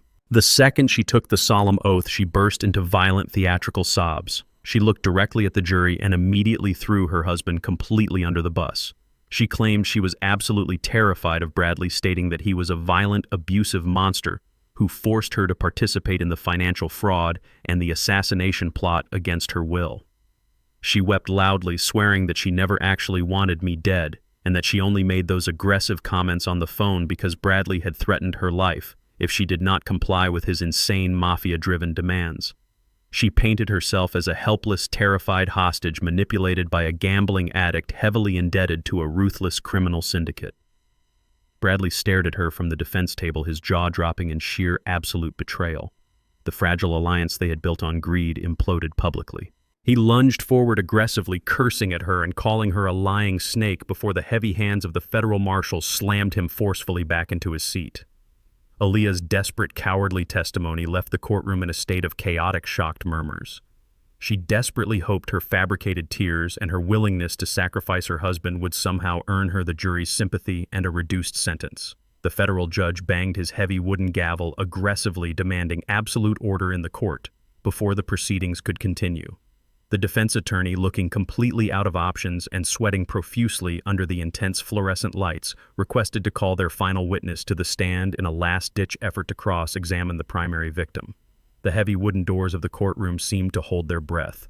The bailiff called out my name, reading it clearly into the official federal record. I stood up slowly from the prosecution table, buttoning my dark charcoal suit jacket with steady, calm hands.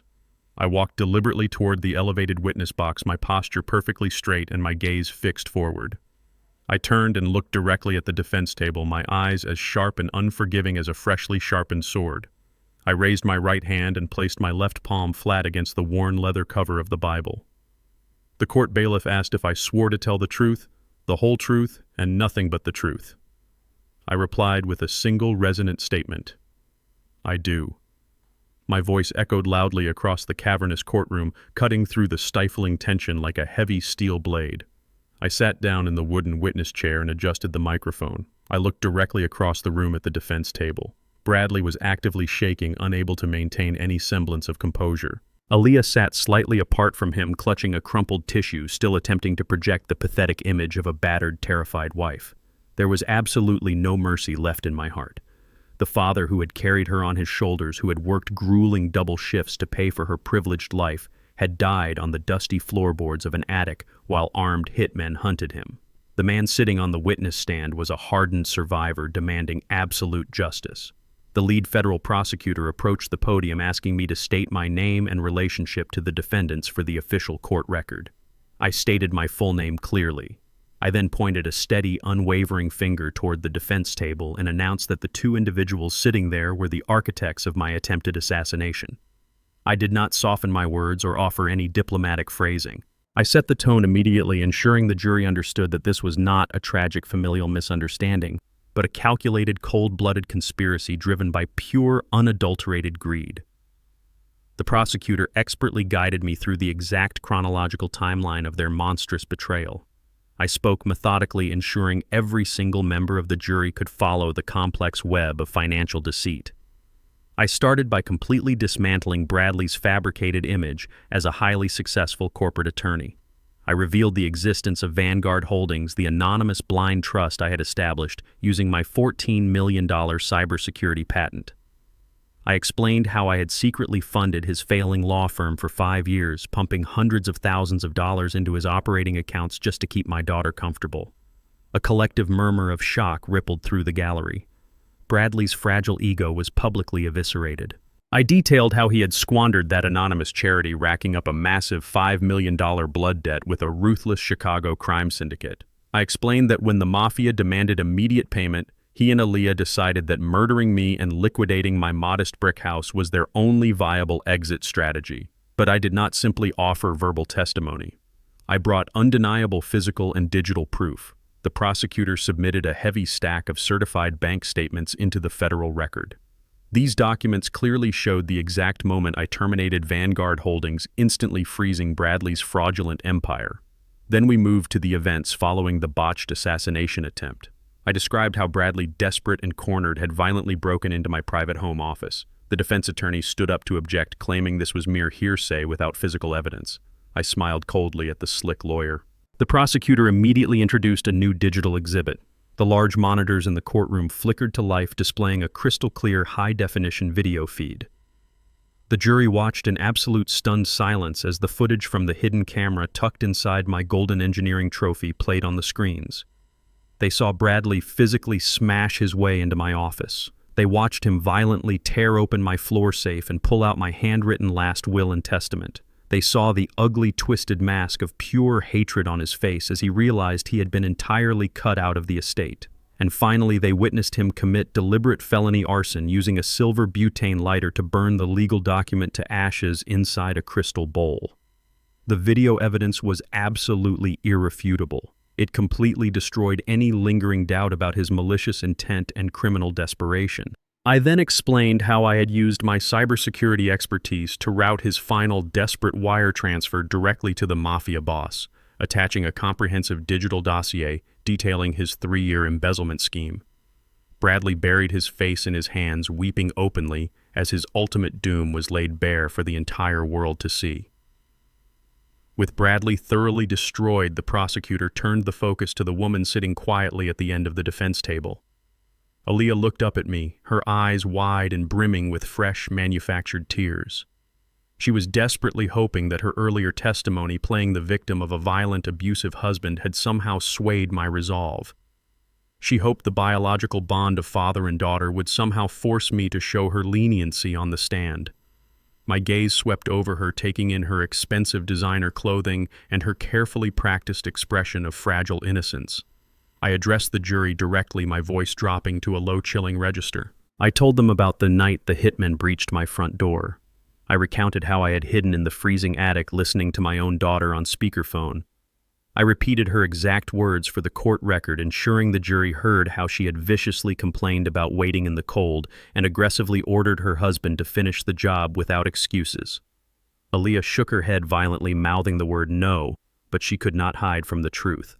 I looked directly into her eyes, stripping away her pathetic victimhood entirely. I stated firmly that she was not a hostage and she was not coerced. She was an active, willing participant who eagerly traded her father's life for a diamond necklace and a first-class ticket to a luxury lifestyle. I told the court that the greed inside her soul had consumed every ounce of her humanity, turning her into a cold-blooded predator.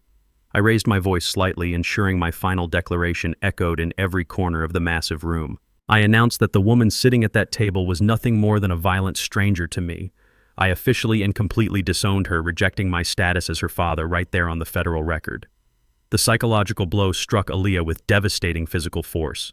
She let out a sharp, agonizing wail, her entire body collapsing forward as the absolute reality of her permanent isolation and impending imprisonment finally crushed her fabricated reality. The slick defense attorney did not even attempt to cross-examine me. He remained seated, staring blankly at his legal pad, fully aware that any further questioning would only inflict more catastrophic damage on his clients.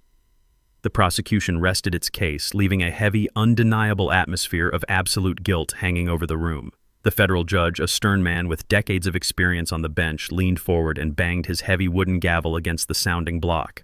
He instructed the 12 members of the jury to retire to the deliberation room to carefully weigh the overwhelming mountain of evidence presented before them. As the jury filed out silently, the heavy wooden doors closing firmly behind them, the remaining energy completely drained from the defense table.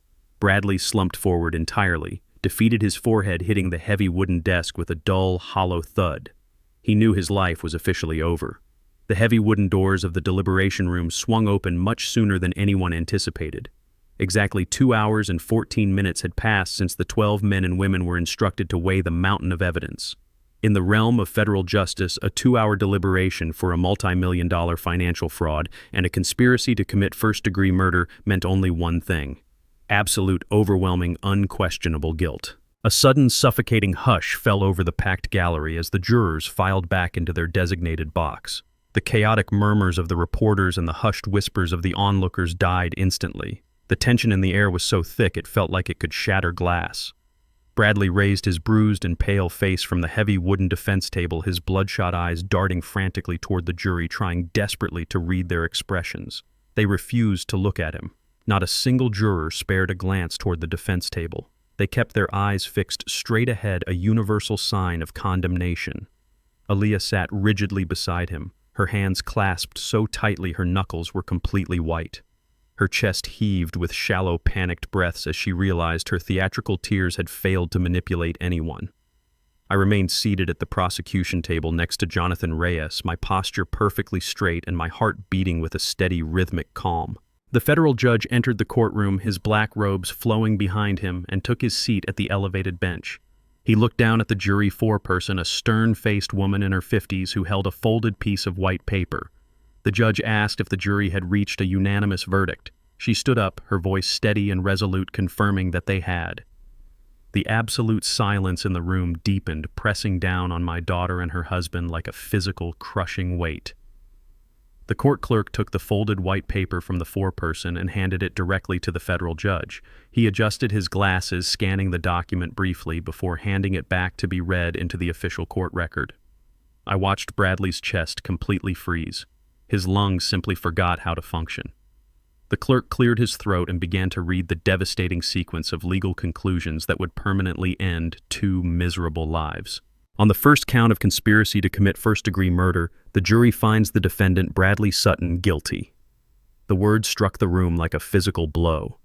Bradley let out a sharp, pathetic gasp, gripping the edge of the table as if the floor was dropping out from under him. The clerk continued without a single ounce of mercy, reading through the massive list of federal violations. On the counts of international wire fraud, aggravated money laundering, and felony extortion, we find the defendant guilty on all charges. The financial empire he had violently tried to protect, the arrogant corporate facade he had built with my stolen money, was officially and legally obliterated.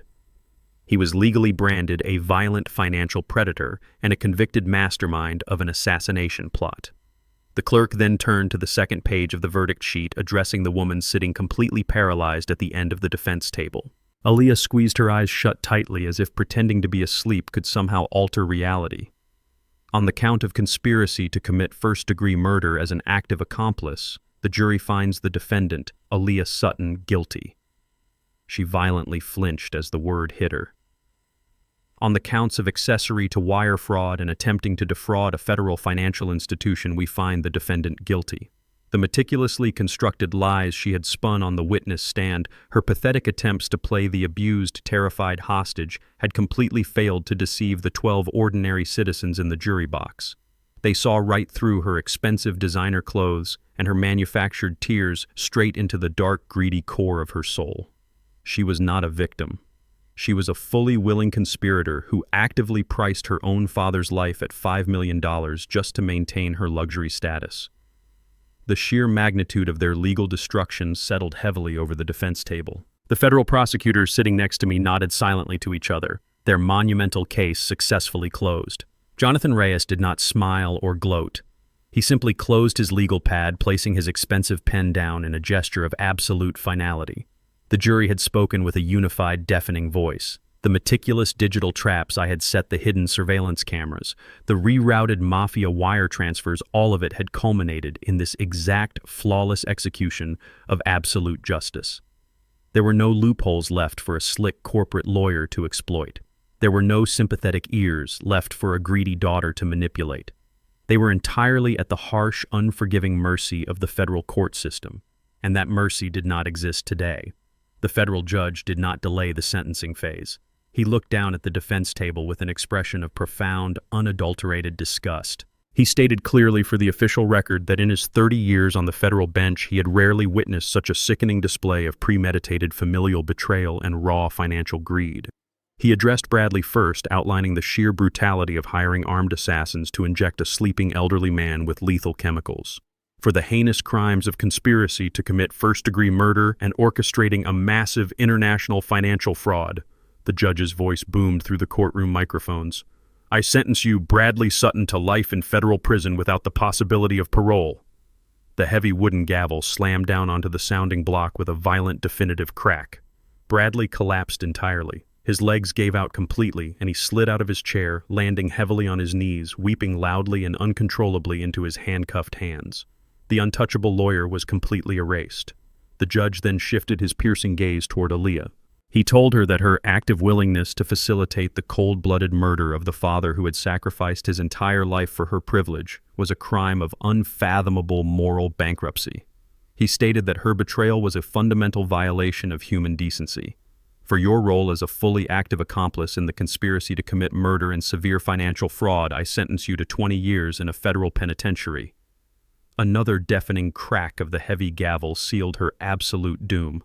Aaliyah's fragile reality shattered instantly into a million irreparable pieces. The heavy steel handcuffs clinked sharply as the federal marshals moved in aggressively to haul them both away to the holding cells. She fought violently against the officers, dragging her expensive leather boots across the polished hardwood floor. She twisted her body around, desperately searching the gallery until her wide, terrified eyes locked directly onto mine. "Dad!" She shrieked, her voice tearing through the silent courtroom in a raw, agonizing wail. "Please, Dad, help me. Do not let them take me."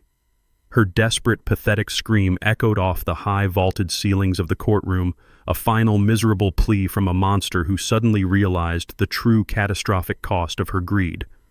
The federal marshals yanked her forcefully toward the heavy side doors, completely ignoring her frantic, hysterical tears.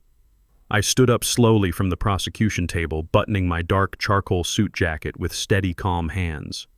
I looked at her, thrashing and screaming my name, but I felt absolutely nothing.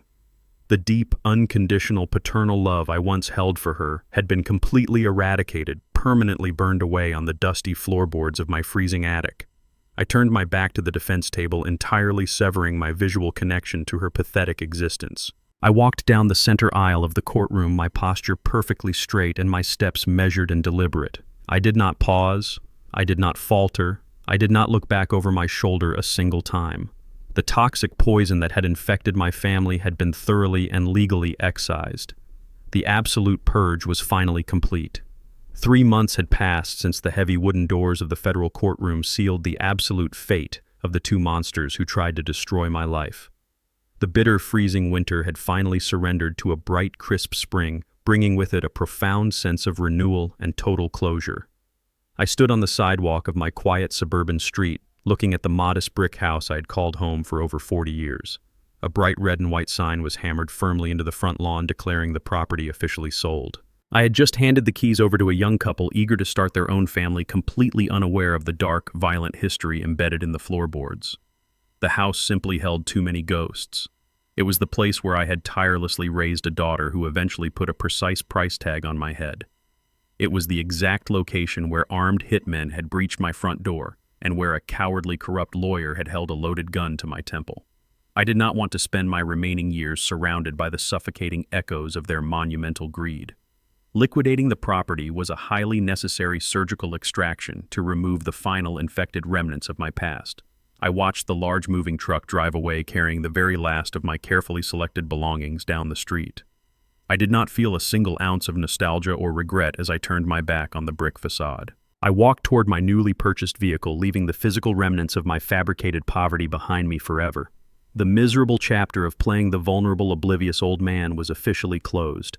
I slid into the driver's seat of my heavy-duty truck, gripping the leather steering wheel with steady, calloused hands. I put the vehicle in drive and pulled away from the curb without checking the rearview mirror even once. I drove 60 miles outside the claustrophobic city limits, leaving the towering concrete skyline far behind. My destination was a sprawling, sun-drenched property nestled deep in the rolling green hills of the tranquil countryside. I had purchased a massive 50-acre equestrian farm featuring a beautiful wraparound porch, a state-of-the-art engineering workshop, and acres of open, pristine land. The air here smelled of fresh pine and blooming wildflowers, a stark, dramatic contrast to the sterile, suffocating atmosphere of the corporate law firms and federal prisons that had defined my harsh winter. But the farm was not the only massive change in my daily life. With Bradley and Aaliyah permanently locked away inside the federal penitentiary system, the strict tactical necessity for my absolute financial secrecy had vanished entirely. I contacted Jonathan Reyes and instructed him to officially declassify my hidden assets. The intricate network of blind trusts and offshore holding companies was meticulously and legally dismantled. The $14 million fortune generated by my cybersecurity patent was finally brought into the light, safely transferred into my direct public control. However, I had absolutely zero intention of hoarding the massive wealth or squandering it on meaningless, flashy luxury. My agonizing experience with my treacherous daughter and her criminal husband had exposed me to a dark, terrifying reality operating in the shadows of society. Across the country, there were thousands of elderly men and women suffering in absolute silence, victims of aggressive financial exploitation and physical abuse at the hands of their own greedy relatives. They were isolated, vulnerable, and completely stripped of their legal rights by the very people they trusted most. They did not have federal agents on speed dial or hidden millions to fight back against their vicious abusers. I decided to change that immediately.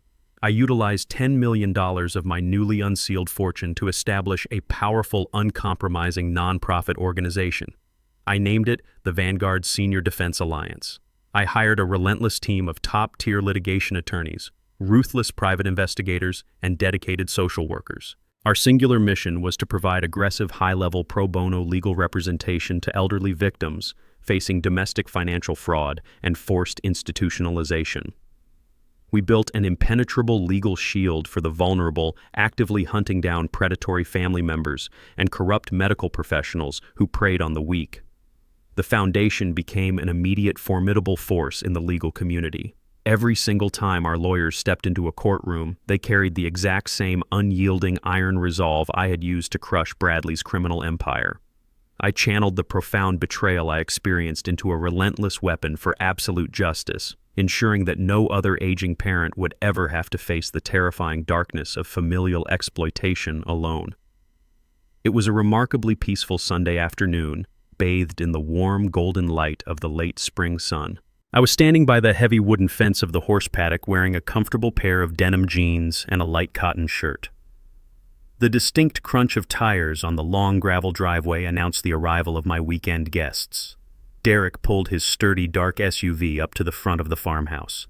My oldest son stepped out of the vehicle, shedding his intense, imposing FBI persona the exact moment his boots hit the dirt.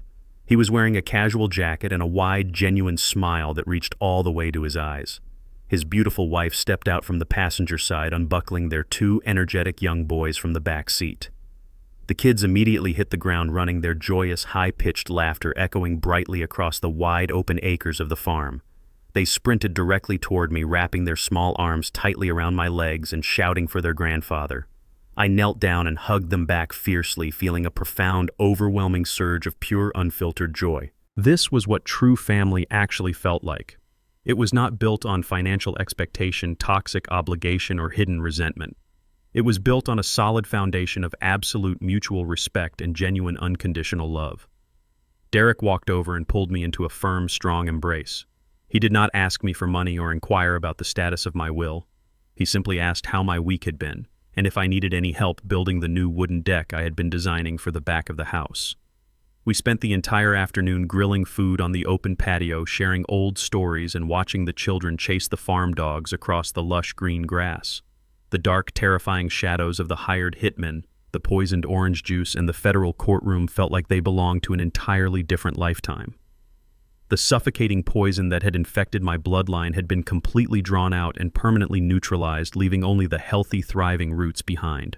As the vibrant orange and purple hues of the sunset began to paint the expansive evening sky, Derek and his family packed up their vehicle to head back to the city. I waved goodbye from the porch, watching their taillights disappear down the long, winding driveway until the farm was enveloped in a comforting, quiet serenity. I walked back to the patio table and picked up my ceramic mug, taking a slow, deep sip of the strong black coffee. The bitter, rich taste grounded me perfectly in the present moment. I rested my forearms against the wooden railing and directed my gaze toward the majestic purple mountains rising in the far distance. The heavy burden of betrayal, the constant hypervigilance, and the painful facade of the weak old man had been entirely washed away by the cool mountain breeze. My heart was completely untroubled, my conscience was flawlessly clear, and my spirit was fiercely proud. I had successfully defended my life, secured my legacy, and transformed my darkest nightmare into a powerful beacon of justice for others. The war was officially over, and my new life had truly begun. Looking back on the entire ordeal, I realized a fundamental truth about human nature. People often mistake silence for ignorance and kindness for weakness. Bradley and Aaliyah looked at my gray hair and faded clothes and saw nothing but an easy target.